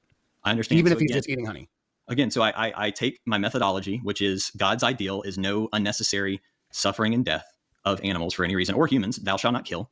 So then I look at that and I say, are there any alternate understandings about this? Well, turns out Josephus records Banus, who is seen to be, by, again, overwhelming scholarship, seems to show that he might have been a disciple of John the Baptist who wears only linen, which matches the same thing that James the Just wears, who also didn't have animal flesh. So again, it's the same way that you guys, I'm sure, take your worldview about what you believe, and then you bring in little pieces to support that. It's really fun. I know how it is. I mean, I'm sure apologetics in this form that you guys do is fun, because when you find a good hook, you're like, oh, look at that proves this, that shows this. It seems to be that these groups wore linen, not animal skin. So I would say that that's probably a later interpretation of who John the Baptist is in that way. No. Actually, Epiphanius, in one of his interpolations that he accuses them of adding in, uses actually that same word that the Gospels do. He does say that they changed locust to manna. He does say that, but he does not say that the early Matthew that you guys ascribe to, that you're saying is the better one, he does use the same word for the sash, the leather sash, in the original Hebrew Matthew, but does say they changed the locust to manna. So actually, your original Hebrew that you're saying is representative of this group is saying that John the Baptist walked around with a dead animal's hide on his spelt. That's what it's saying. Epiphanius also said that the Ebionites came from a man named Ebion, a man. So I think that there's a lot that Epiphanius says that may or may not hold up to the scrutiny of the methodology which we're presenting, which is that God's idea. So why were you guys quoting him? You guys accepted all of these extra interpolations as saying that they are preserved by the fathers by quoting 40 plus sayings. This is one of the sayings. So now all of a sudden you're against this saying. You're saying it's not a good one because he might be wrong about a guy. So this one doesn't count. He could be or he couldn't be. And maybe John the Baptist was wearing animal skins. It's the same kind of argument. John the Baptist wearing leather doesn't mean anything. It doesn't mean anything. That's not the point. Animals. It doesn't mean he even got it from a killed animal. If they were strict vegetarians, they would find ways of getting leather without killing animals, just like vegetarians do today. So you think that these things for sure? You think they had access to those kinds of things back then, like we do today, Aaron? Access to what? I wonder if Aaron is a vegetarian himself. To be able to, if anybody knows if Aaron's a vegetarian, we already found out that he's pro-choice.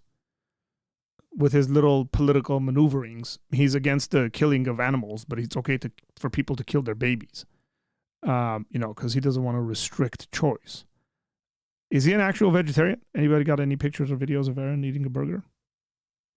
Create a leather sash that was known at that time to come from animal's hide, that they could just reproduce that with anything?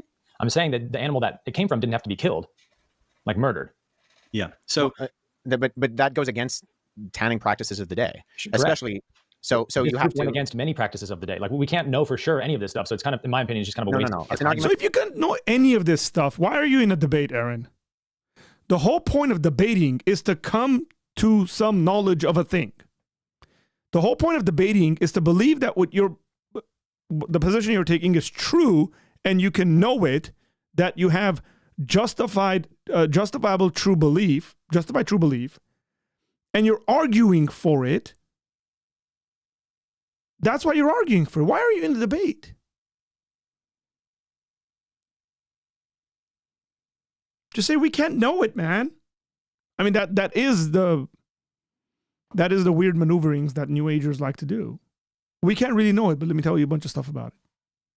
From silence. So it's an inference to the best explanation based on what we do know, not based on what we don't know. So we do know tanning practices within first century Palestine. Correct. And we do know how that would have operated. And based on every piece of evidence that we do have, John the Baptist would have been wearing a skin that was killed and produced in a very particular way, because you would not have an animal that was dead on the side of the road and make it into leather. You wouldn't. Or not an animal that you raised in your own community. Well, let me ask you this. I agree with you. It could have been animal skin that was from a killed animal, but my point is that doesn't mean John ate animals or killed animals. Nobody's promoting. He's promoting it around by wearing it. I mean, most people that are against killing animals will remove anything that has animal byproduct in it, everything from their shampoo to everything. So why would John sit there and promote, even if it was a dead animal on the side of the road that he made a belt from? Why would you promote that by wearing it? True, which is what I do. I don't wear leather, but there are people that have animal ethical stances that will use leather products that are secondhand or whatever, because of, it's not them literally doing the killing. It's going to go on the ground, whatever. I don't agree with that, but I'm saying there are people that do that. The point is what Aaron's saying is that John the Baptist is the forerunner of this movement. He's calling people away from the animal sacrificial ritual to baptism. And James the Just, Jesus' brother, is not consuming any flesh and is a part of it. There's many scholars that point to the idea that, or at least there's significant scholarship that points to the idea that the Ebionite movement is connected to James the Just, Jesus' brother, actually. And so what I'm saying is that it doesn't make any sense for John the Baptist to be here and James the Just to be here, and then Jesus to be this crazy outlier that's not following that same thread. And in fact, I think it's the opposite. One of the most agreed upon historical accounts of Jesus, other than his crucifixion, is his temple cleanse, right? Would you agree? I mean, the large majority of historians do agree that some incident like this happened.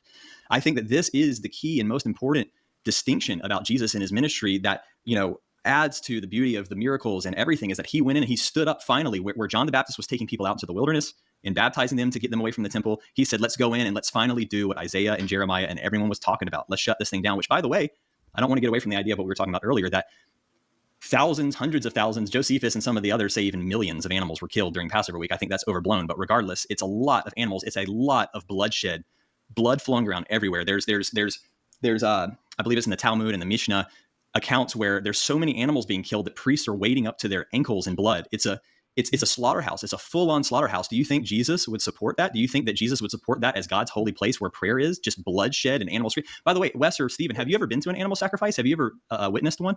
Yeah, I've so when I worked in the Middle East, I killed my own goats and ate them, and chickens. There you go. I've been to one.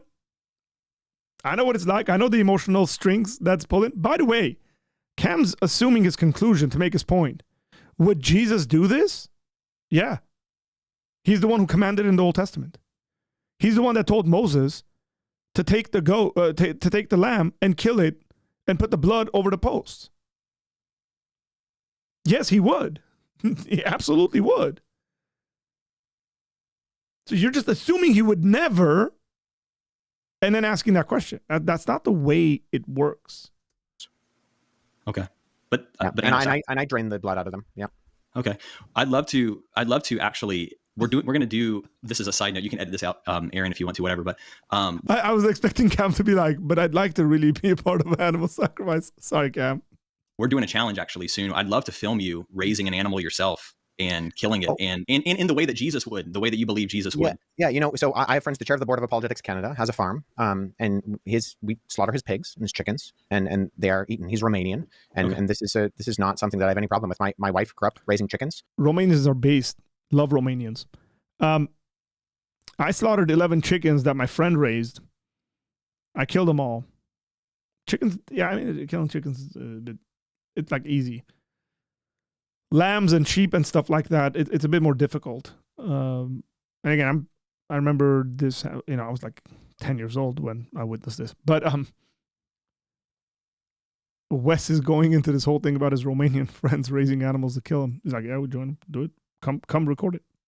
And, you know, they get killed and they get eaten. And so, I mean, yes, I would say that Jesus in his life, as we see from childhood, would have participated in this. And as he tells the leper to go participate in this, I think all the evidence is on the side of the fact that Jesus is routinely going into the temple during the times when these are being done. He's telling his disciples to prepare the Passover, which would have entailed killing a lamb. And he is... So I think, I mean, we're getting pretty late here, and I think we do need to draw to a close. But I think where the aberration is in our two perspectives is that we would say all this evidence at face value says that Jesus is participating in this. You would differ on the historicity of these particular passages, and on the basis of the fact that it does not comport with how you view your meta-narrative of Scripture in the face of what the face value reading of these texts says, but you would not interpret them that way outside of the natural, historical, critical perspective of how those passages are actually read. Is that correct? That's a phenomenal question. That's a good synopsis. And that's what it really comes down to. You've made up your mind already on these texts, and then you're interpreting them according to that rather than letting the text speak for itself. Not sure what you just said, to be honest. But, oh gosh, what do you mean? Don't say that in a debate, Aaron. What do you mean you're not sure what he just said? Come on, man. Jesus said, "Man, the Sabbath is made for man, not man for the Sabbath." And so Jesus condemned the Pharisees in many locations for, again, as we said earlier, forcing these ritual laws on people while neglecting the heart of the law. So to your point about the one person Jesus in Luke commands to go out offer the sacrifice, Jesus's whole MO is that people are the most important thing in God's universe. Loving Correct. Your neighbor as yourself is far more important. Correct. That's why abortion is wrong, Aaron, and killing animals is okay, because people are ontologically greater than animals, but you are against the killing of animals, but okay with the murder of babies in the womb. Do you see a problem with that? Than any ritual laws. So yes, Jesus would have definitely prioritized the person he healed being put back in the community than some stupid commandment that he doesn't agree with. Right. Yeah, and I would agree with that. And I would say that's exactly the point of what we see in Isaiah and Jeremiah, when God is rejecting the sacrifices of the people because they're doing it for its sake. The ends to the means has become the sacrifice, and they've forgotten the purpose that the holy law of God laid down in the Levitical law for why the sacrifices were done and what they represented, and they were doing them for the sake of doing them, and that's why they were rejected. It also says he rejects the Sabbath. There is no passage in the Old Testament where it says God wants you to sacrifice animals with a pure heart or with obedience or putting them together in any way. It is always an outright condemnation of sacrifices, and that is because thou shalt not kill, thou shalt not murder. Sure. And but you just reject Leviticus outright, correct? You reject Leviticus and Deuteronomy outright with the sacrificial passages? I don't reject anything. I read the Bible for what it is. So those are passages that men have. Moses commanded that, if that's what you're asking. Okay, so when God refers to the Levitical law and refers to it as Moses saying it, and that's even refers to reasoning, the Bible says God refers to the law. No, Jesus says. Jesus says. The Bible, that's in the Bible. So you're talking about Leviticus, no? Aaron is just running himself into the ground here. Because the point's going to come to where he's going to have to say, I just don't think any of it's reliable. Talking about when Jesus quotes Moses. When he quotes, I mean, Deuteronomy was one of his favorite passages to quote. He quotes Leviticus, he quotes Deuteronomy, and he ascribes it to Moses. You are saying that Jesus either did not say that or he's incorrect. Well, I don't know if Jesus said it. I wasn't there. But what does Jesus actually say, word for word, in the passage? Right, but so you would just reject what Jesus says when it doesn't comport to what you want it to say. That's what it sounds like. It sounds like you pick and choose parts that are authentic and not. I don't read the Bible with a binary lens of accept or reject. I try to find the most likely interpretation of the passage. Based on Aaron. Correct? Yeah. Yes! That's what I've been saying for the past hour. Do you think I'm a scholar who does my own research? I read scholarship. That's how I come to these conclusions. This is how scholars read the Bible, is they try to come to the most likely conclusion. And I think Jesus probably said that, but what did he say? What is the exact phrase? That's also not fair because what I would say, and I believe, Aaron, you would agree with this, is that it's based on scholarship and also, again, based on God's ideal, which you, Wes, said you believe in the Garden of Eden there would have been animal slaughter. And that would be animal. I would say, based on an old earth perspective, that there was animal death. There wasn't human death. And Stephen may disagree with me on this. But I would take a position that what we have in Genesis chapter 1 is something very specific that is not necessarily telling us the mechanisms by which things are operating, but that it is likely an ancient Near Eastern anti-apologetic argument against the other creation narratives that are floating around in the ancient Near East. Animal death specifically says that when God tells Adam he will die, it's not an arbitrary concept. I believe he would have understood what death was. Yeah, I'm talking specifically. Okay, I'm talking specifically about animal murder for sacrifice or consumption or anything like that, because it's very clear in Genesis 1:29 that that's not the case. Same thing in the kingdom of heaven. But God makes an animal hide from. That's after. First of all, that's after sin. I said God's ideal, not sin. God not made the whole universe ex nihilo. Yes. He makes skins ex nihilo. So, Aaron, you believe that God made the animal skin ex nihilo? Well, that's what the passage seems to say. That seems to be the most likely interpretation. It doesn't say any killing took place or anything of the sort. Right. Yeah. Okay. Could I also just really quickly, because I like where you were going that way. I we got to wrap this, guys. This is really fascinating. We've gone so long. Yeah, I mean, I think it's been very fair. We've had 2.5. Hey, you guys went long, and I got to review this stuff. Just saying. I mean, I don't have to, but I want to. Just say extra hours. Can we just wrap with closing statements? Keep it under 5 minutes, please, each person. And I trust me, I want to go for another 6 hours, but it's 12:30 in the morning for me and Wesley. He's got to go home with his family. Stephen has to teach in the morning, and I'm sure you guys have priorities. I know Aaron, you and your wife and everything else, and Cam, I'm sure you as well. So. For sure. Anton, really quickly on that, though, and it can be a no, but I just wanted to say there's a particular manuscript tradition thing that I wanted to ask Wesley about. With all due respect, Cam, I want to just be respectful for Wesley and Stephen and Aaron. I mean, this is a long conversation. There's so much, we just don't agree on things, and that's okay. But let's wrap it up. Totally. Stephen, if you want to go ahead and do your closing statements first. I'll say this. I feel for Cam. Because, I mean, again, this whole debate was set up, and if in my title even, Wes Huff versus Aaron Abke. Wes and Stephen did a better job of kind of working off of each other, where I don't think Aaron and Cam did as well, because Aaron, I'd probably say, spoke a majority of the time, and Cam didn't get kind of his views across. And I kind of feel like there is a difference between the views that Cam has and Aaron has, but Aaron's views dominated the conversation, and Cam didn't really get to maybe say what he actually believes. That's my just general analysis of this entire conversation. And I feel for Cam, because I would have really liked to hear some of his arguments. I actually think Cam's arguments, not that they would be true, but might be a bit stronger than the sort of stuff that Aaron is saying. I'll let you go for it. Oh, wow. Okay. I'm trying to process all of this. It was a long conversation. I enjoyed it. Super fun. Yeah. I'm lit up. Yeah, but you're 3 hours behind us, bro. It's 12:40 in the morning for us right now. True. You're kind of cheating, bro. Yeah. I'll say it's almost 1 a.m. here.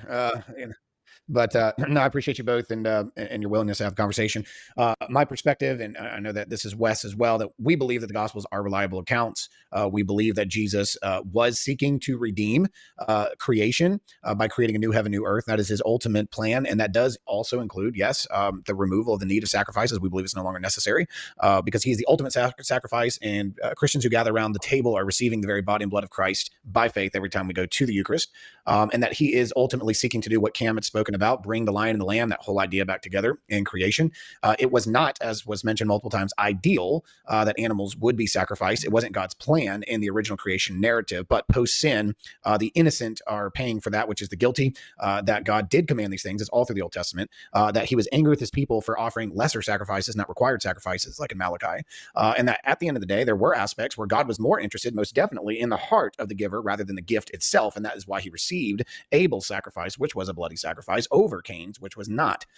It was a faith offering. Hebrews highlights that. So anything that was done not in faith was not received by God. You could offer an animal and not have the faith in it, and it was pointless. But you could also bring faith and not the animal sacrifice, and you are left without atonement, because that was the instruction of God. But the ultimate atonement, as Hebrews teaches us, is that you cannot, with the blood of bulls and goats, eradicate sin. It required a permanence, something better than animals. And that was Christ himself, who was the Lamb of God who takes away the sin of the world. And when John saw him in the visionary of the apocalypse, he saw a lamb as though it was slain, as though it was cut, as it was sheared, as it was ruined, the way that a sacrificial lamb, because he was all of those sacrifices consummated into one person, God himself, who became man, who died, who resurrected from the dead, and he is exalted to the throne that he belongs to, and that he is interceding for us, and that he is ruling over his creation. And he is receiving by faith people into his kingdom.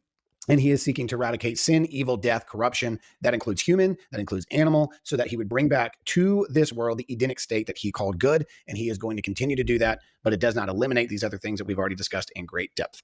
Cam, I'll let you go next. Sure.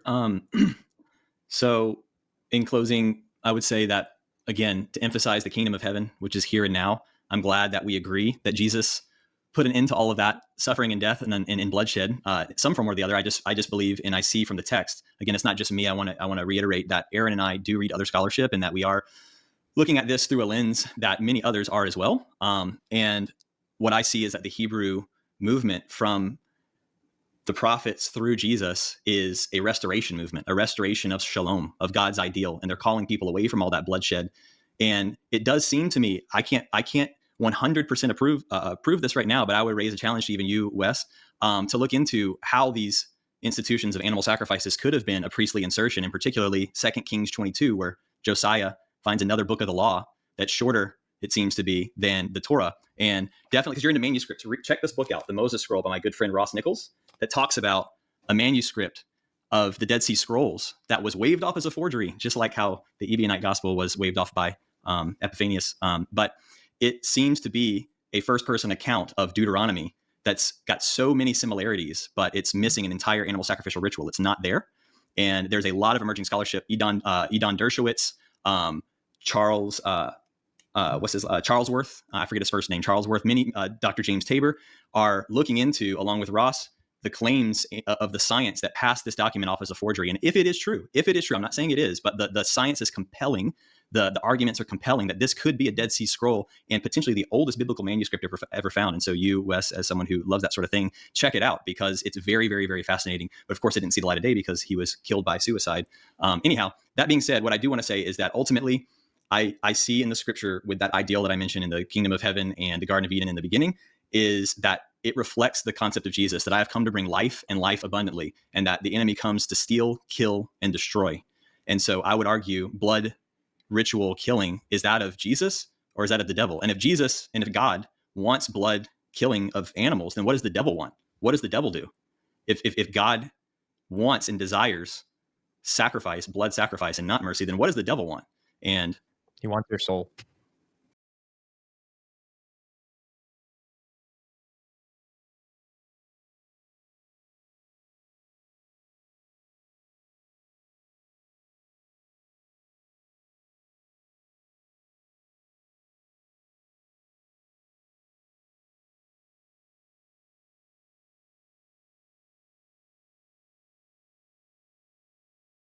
sure. Okay. I thought I was getting my closing statements. That was just my last question is God has my soul, and it's one that wants to grow closer to and an understanding of liberation, of peace, of justice, and of that kingdom of heaven vision where the lion lays with the lamb, and that we don't need to hurt or slaughter for any reason. And to me, it seems pretty clear in Isaiah and Jesus's words that we can repent and we can follow towards that way, and we don't need to kill animals for anything, including food. 99% of animals are killed in factory farms.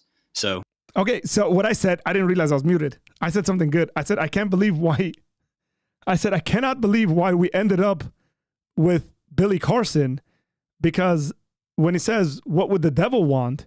He's essentially saying that the Bible we have in our hands today, with all the animal sacrifices in it, is demonic. It's from the devil. And like all this work, and we end up with Billy Carson, some form of it. And look, man, I like Cam. I think Cam has a genuine heart. I think he's got his conscience is conflicted. I know because of Aaron's rejection of like anything Pauline would be problematic in this debate. But if I was talking to Cam, I would say, Cam, like Paul deals with this when he talks about some people's conscience doesn't allow them to eat animals. Some people want to just eat vegetables. And you can do that as a Christian. You're more than welcome to do that if your conscience is bothered. Without having to negate the entire thing. And I'm just not very sure how much Cam and Aaron agree on stuff. I'm a lot more sympathetic, I think, to Cam's positions on some of this stuff than Aaron's, because Aaron is developing his own religion. Aaron is very much like, I've done some reviews of Aaron. Aaron is very much like Billy Carson. I don't necessarily think Cam is. I think Cam is kind of animal conscious. He's probably right on a lot of stuff in regards to like modern farming methods, and I would sympathize towards that. He's got good points to make. I think we ought to be aware of that as a society in regards to what people are doing, and the way we treat animals. I think is a great point, like being honest stewards and good stewards of what God's given us in his creation. But I wouldn't necessarily conclude with, well, no, I think the Bible teaches this or X, Y, and Z. But if Cam is bothered in his conscience on those things, that's a different kind of conversation. Again, I don't know much about Cam's religious beliefs as to what direction they go into. But yeah, let him finish here. That's my piece. Okay. Wes, go ahead. Oh, I think I'll default to Stevens. I'm fine with that one. Okay. Nice. Aaron, do you want to say anything? It's getting late. Yeah, I'll make it quick. I'm super bummed, to be honest. We didn't get to the Jesus and Paul stuff. I'm sure you guys are too. But I'll just kind of give my closing thoughts on that. I think that Protestant Christianity, more so than other denominations, has this extreme emphasis on Paul's teachings. And Christianity inevitably becomes the religion about Jesus rather than the religion of Jesus.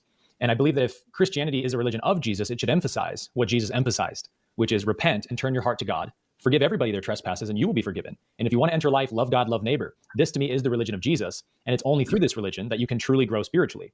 You don't grow spiritually from believing in concepts, but by following Jesus' commandments. And so I believe we should emphasize what Jesus emphasized, and that we should practice what Jesus commanded us to practice. And many Christians would probably say that they do. But again, I've never been in a church service in my entire life where somebody said the way to eternal life is to keep the commandments. And yet that is what Jesus said. And so it's my opinion, from speaking with hundreds of former Christians. I'm curious to know whether Aaron actually keeps the entire commandments, but he probably doesn't. You know why? Because he doesn't think they're authoritative and legitimate. That's the cop-out. Follow the commandments of Jesus. What are they? We don't know. It's the stuff I'll tell you it is. So forgive me for being not as sympathetic towards Aaron, but essentially that's what you're saying. Aaron, you've set up yourself as the guru. Just come out and say it, brother. Just come out and say, I'm enlightened. I know this stuff. Come follow me. I'll tell you what Jesus' commandments are. Because once you say we ought to follow the commandments of Jesus, and I go, what are they? If not what the Old Testament is, you literally said you don't know. Oh, I don't consider this to be the case. I don't consider that to be the case. I don't consider this other thing to be the case. You pick and choose. And so it becomes a religion according to Aaron. And being one myself, that Christianity has been in steep decline for many decades, largely because it's kind of this bait and switch where they draw you in with Jesus and his amazing love for you. But then once they get you in, it's almost nothing but Paul. And I think Paul wrote some good stuff. But again, this should be the religion of Jesus. People want to be inspired by what Jesus was inspired by. Christianity is all about the Bible, man. All of it. All of it. Genesis to Revelation. I don't know what circumstances you were in and what that looked like. But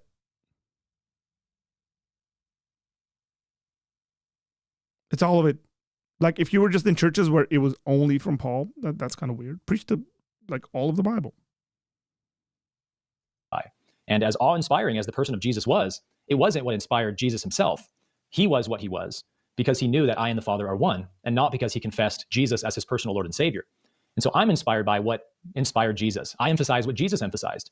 The centrality of my faith is to become like Jesus. To your point, Anton, at the beginning, I believe that's real Christianity. And I believe that Jesus' words alone are sufficient for salvation. I believe Jesus showed us the perfect way to God. And that way was not believing in theological facts. Although, Bro, how does this make any sense? Jesus' words are the way to salvation, but we don't know what those words actually are because John's not historical. We can't trust this, that thing. What are they? The red letter stuff you even mentioned, we quote, and you're like, well, it can't be trusted. although I don't think it's wrong to, I'm just saying what Jesus made salvation contingent upon is obeying God's law to love God with all your heart and love your neighbor as yourself. And that's the Jesus way that I teach. And a lot of people in the Christian world give me some flack for saying, oh, you're teaching a New Age Jesus. And I want to correct that on the record that I'm not teaching a New Age Jesus. I am teaching the Jesus of the red letters. No, you're not. I am trying to teach that Jesus to the New Age. And I understand. No, you're not. No, you're not. That's cap. As the young people say, absolute cap. You are teaching a New Age Jesus. You are not teaching the Jesus of the red letters, because every time the red letters are brought in front of you, you deny that they're actually historical.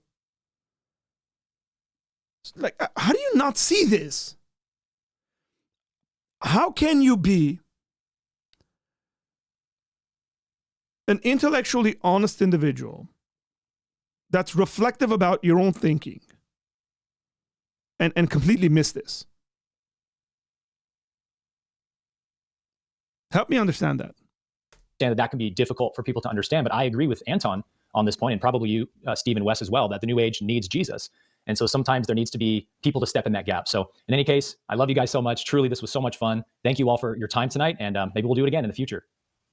Closing thoughts for me. I believe Jesus is God. I believe the Bible's sound. Aaron, I would love to invite you, Aaron, to have a conversation with myself and possibly my priest and or another Orthodox priest publicly on the record. Because although I love, brother, first of all, I love that you're bringing Jesus to the New Age, because you know my background and how much I feel about that stuff.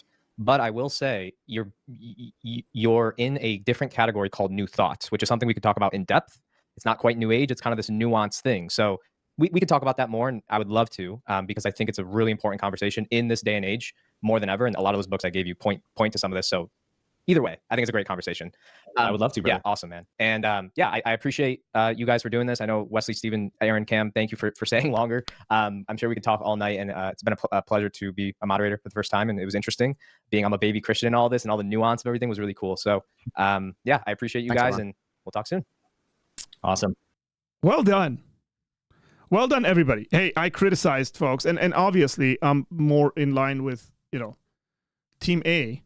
That's not a secret, because I think Team B is wrong. So it is what it is. But well done overall. I think it was gracious. I think the conversation was good. I don't think anybody lost their cool.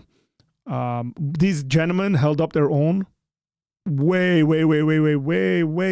better than Billy Carson did. That should be noted. Though I think they're as wrong. They're as wrong. But yeah, we'll entertain some questions. Agape said, Wes gave up his 5 minutes. Yeah, he said Stephen's commentary, his conclusion was good enough, and I think it was. If you don't need to say nothing, don't say nothing. Hey, I'll entertain some questions before I head out. I've kind of gone over already, because this was long, and I talked a lot more. Appreciate you guys being here, by the way. Really appreciate the 30 people here pretty consistently. Hit the like button, share this out, go watch part 1 if you haven't seen part 1, my review of part 1, and check out the other videos that we put out. And for those who don't know, my name's Arthur, and so good to meet you. If it's your first time on this channel, give us a subscribe, please. It's late, guys. It's almost 3 hours. Subscribe to the channel. Give this a thumbs up. Thanks for being part of the community. We're almost at 8,000 subscribers. We're at 7,974. So that's cool. Part 3 tomorrow. There is no part 3. There's no more of this debate. That's it, Dolphin. Yeah, there we go. That's important. Yeah, he really is, man. You know, so I'm not teaching a New Age Jesus. Also, Aaron Abke, Activating Christ Consciousness video. So yeah, I think, look, Anton's way knowledgeable on the New Age, New Thought distinction. I'm not. But I think that was a really good distinction to make and say, hey, you're not, you might not be New Age, but you are New Thought, and here's what that means. Okay? Big shout out to John Clash. He's probably not in this chat. If he is, big shout out to you, John. John's the guy who put me on to Aaron Abke and the sort of stuff that he says. So, yeah. Again, hit the like button. Subscribe. Thank you for the super chat. Someone gave a super chat. I didn't acknowledge. I just gave a thumbs up. But Rigovich, we got a super chat in pounds. I don't know if we've ever gotten a super chat in pounds. We might have. I might not remember. Appreciate your analysis/review. Love from the UK. I don't think I've seen you on my channel. Tell me where you are from in the UK. Don't get too specific, by the way. But I talk about the UK quite a bit as it pertains to Liverpool Football Club. If you don't know that, just saying, be aware that you're going to hear a lot about that team on this channel. 8K giveaway soon. I'll win a sweater this time. You know, the crazy thing is that none of my sweaters that I've ordered, it's like, I'm really annoyed with these guys. None of them have actually been delivered, including the ones I've ordered for myself, for my wife, actually. This one came, and then nothing else has actually arrived to the people that I've ordered for. We've paid for them. And I've contacted them, and their response is, no, it'll go out. Don't worry about it. And I don't really know what to do, but within this week, I'm going to try to contact them again, because even getting in contact with them is a whole process. So I'm so sorry, guys, for those who won the 7K giveaway. Oh, Brighton fan. Oh, you guys got beat bad. Sorry. That was bad.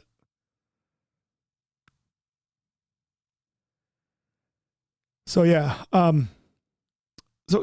maybe we'll do a giveaway and I'll give some other stuff away. We'll see. But yeah, we want to celebrate 8K when we hit it. I'm guessing we'll hit it by the end of the week, is what my guess would be. So at least hoping for it, which we've had a very, very good, we had a phenomenal December. Best December in the history of this channel. Best month, not just the best December, the best month in the history of this channel. We had a really, really good January, probably the second best month in the history of this channel. So yeah, I don't know whether those numbers will keep up going into February. They might not, depending on the videos we drop, because some of them slow down and all that stuff, obviously. So yeah.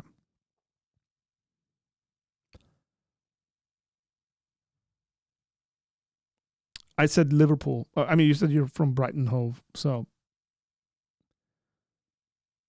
Mario says, God be with you. Edifying review in chat. Glad to speak with you, Sirap. Hey, you guys were like going at it in the comment section. Be respectful, guys.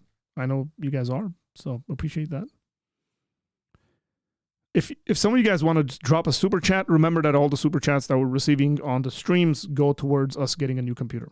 We're about 50% fundraised towards that new computer. And so would appreciate it if you guys can give towards that. Good night, man. Good night. Thank you for being here. Would appreciate prayers. I'm going on my 3rd day tomorrow at the hospital. Ooh, bro. Oh, come on. Okay, so prayers for you, man.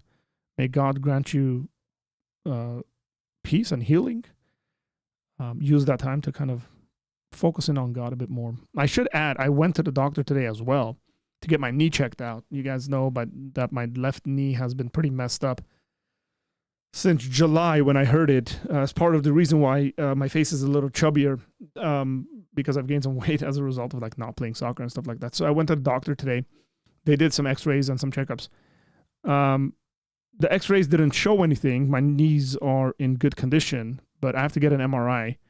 Most likely I have a meniscus tear, which might require a minimally invasive surgery to fix, and that probably have like a month of recovery time on that. But we will know better in the upcoming weeks when I go and get the MRI and then sit down with the doctor, and we'll come up with a a plan towards that. So yeah, pray for righteous through Christ.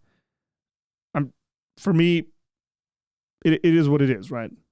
In regards, it's the sort of injury that soccer players get, and I play soccer. I don't know whether we would consider that a soccer player.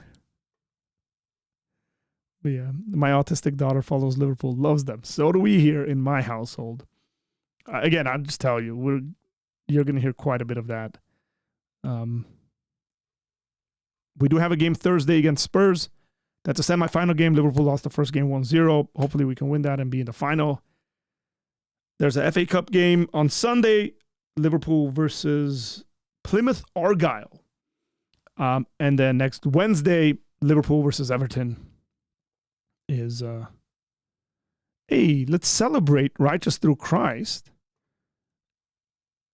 I just got this note that said, Righteous Through Christ is celebrating 23 months of membership. Bro, you've been a member and you've supported this channel for 2 years. Like, we've gone through a lot. I really appreciate you sticking through. Like, I don't know, however many subscribers we had 2 years ago. So appreciate you guys. Definitely appreciate all of you guys. But some people have been here from like the beginning and really appreciate you guys. So thank you for that. That's so cool, man. I love that popped up. So we celebrate you guys and all the other people as well. Any upcoming lives or plans soon? Like collaboration stuff. I got a number of things in the works. I got to do an interview with someone and we'll release all that stuff. I'll let you guys know all the info on that stuff. I think they're really cool things. But yeah, I have a number of things kind of in the works. Definitely want to get some folks on the channel that we're interviewing that are scholars on various issues. So if you guys, again, are not familiar, you guys might want to check out the playlist that has the Apologia Center podcast. And then I have more than 50 interviews with scholars on various subjects. I think they're very informative. They'll be helpful. And if you want to learn how to study your Bible, I have a playlist on how to study your Bible. Go check that out. Go check out our Patreon page. You can become a supporting member on Patreon for as little as $5, or you can just become a free member, so you can find all the kind of things that come with Patreon membership when you go check it out. All of those are in the description box. All of the links to those are in the description box, so you can go check them out. Well, guys, thank you guys. God bless you guys. Again, thank you for hanging out with me and spending this time looking and watching this thing and reviewing it. Today was a bit more lively than I think yesterday, but the conversation ended up going in that direction. So let me see. Someone's got a question that's just pop up. Did you say you wanted a soccer jersey? No, I didn't say that.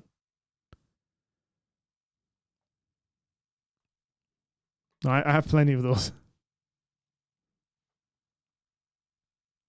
So, okay, well,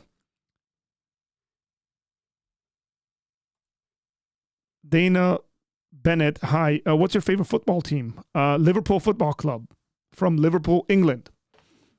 The greatest team in the land. So now you guys are coming in with all your questions. About to leave, but I'll stick around, I guess.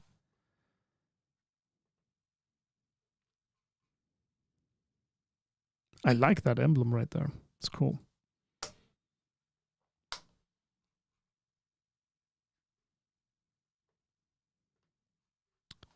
Okay, well.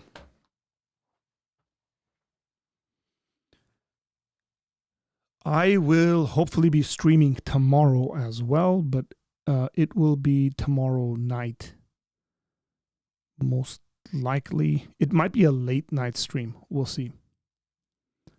I am planning a stream where JP Uncut's going to come on the channel. He's going to ask me a bunch of questions that I'm going to answer. But it's going to be on my channel. We're going to promote it. And big shout out to JP, and we'll talk to him. He sent me all the questions to that. So. Oh, those are just some of these hoodies that we've sent out that haven't arrived. So that has to do with the channel. You are good. You know, there's quite a bit of people on this channel that are from England, and we love them. England and Canada. We keep attracting those sorts of folks. So very interesting, I think. You're not the only Brit in a part of this community. Rafinha or Salah, really? That's not even a comparison to me. Come on. The Egyptian king, all day. I gotta pick Rafinha. God bless y'all. Yeah, I mean, yeah, it probably is. But it'll be late. I think it'll be past 8 p.m. my time for us in doing that. Okay? Okay. We're going to go. Take care. God bless you. Hopefully see you guys tomorrow. If I don't see you tomorrow, then I'll see you Thursday. But I'm pretty sure I'll see you tomorrow. Take care. God bless.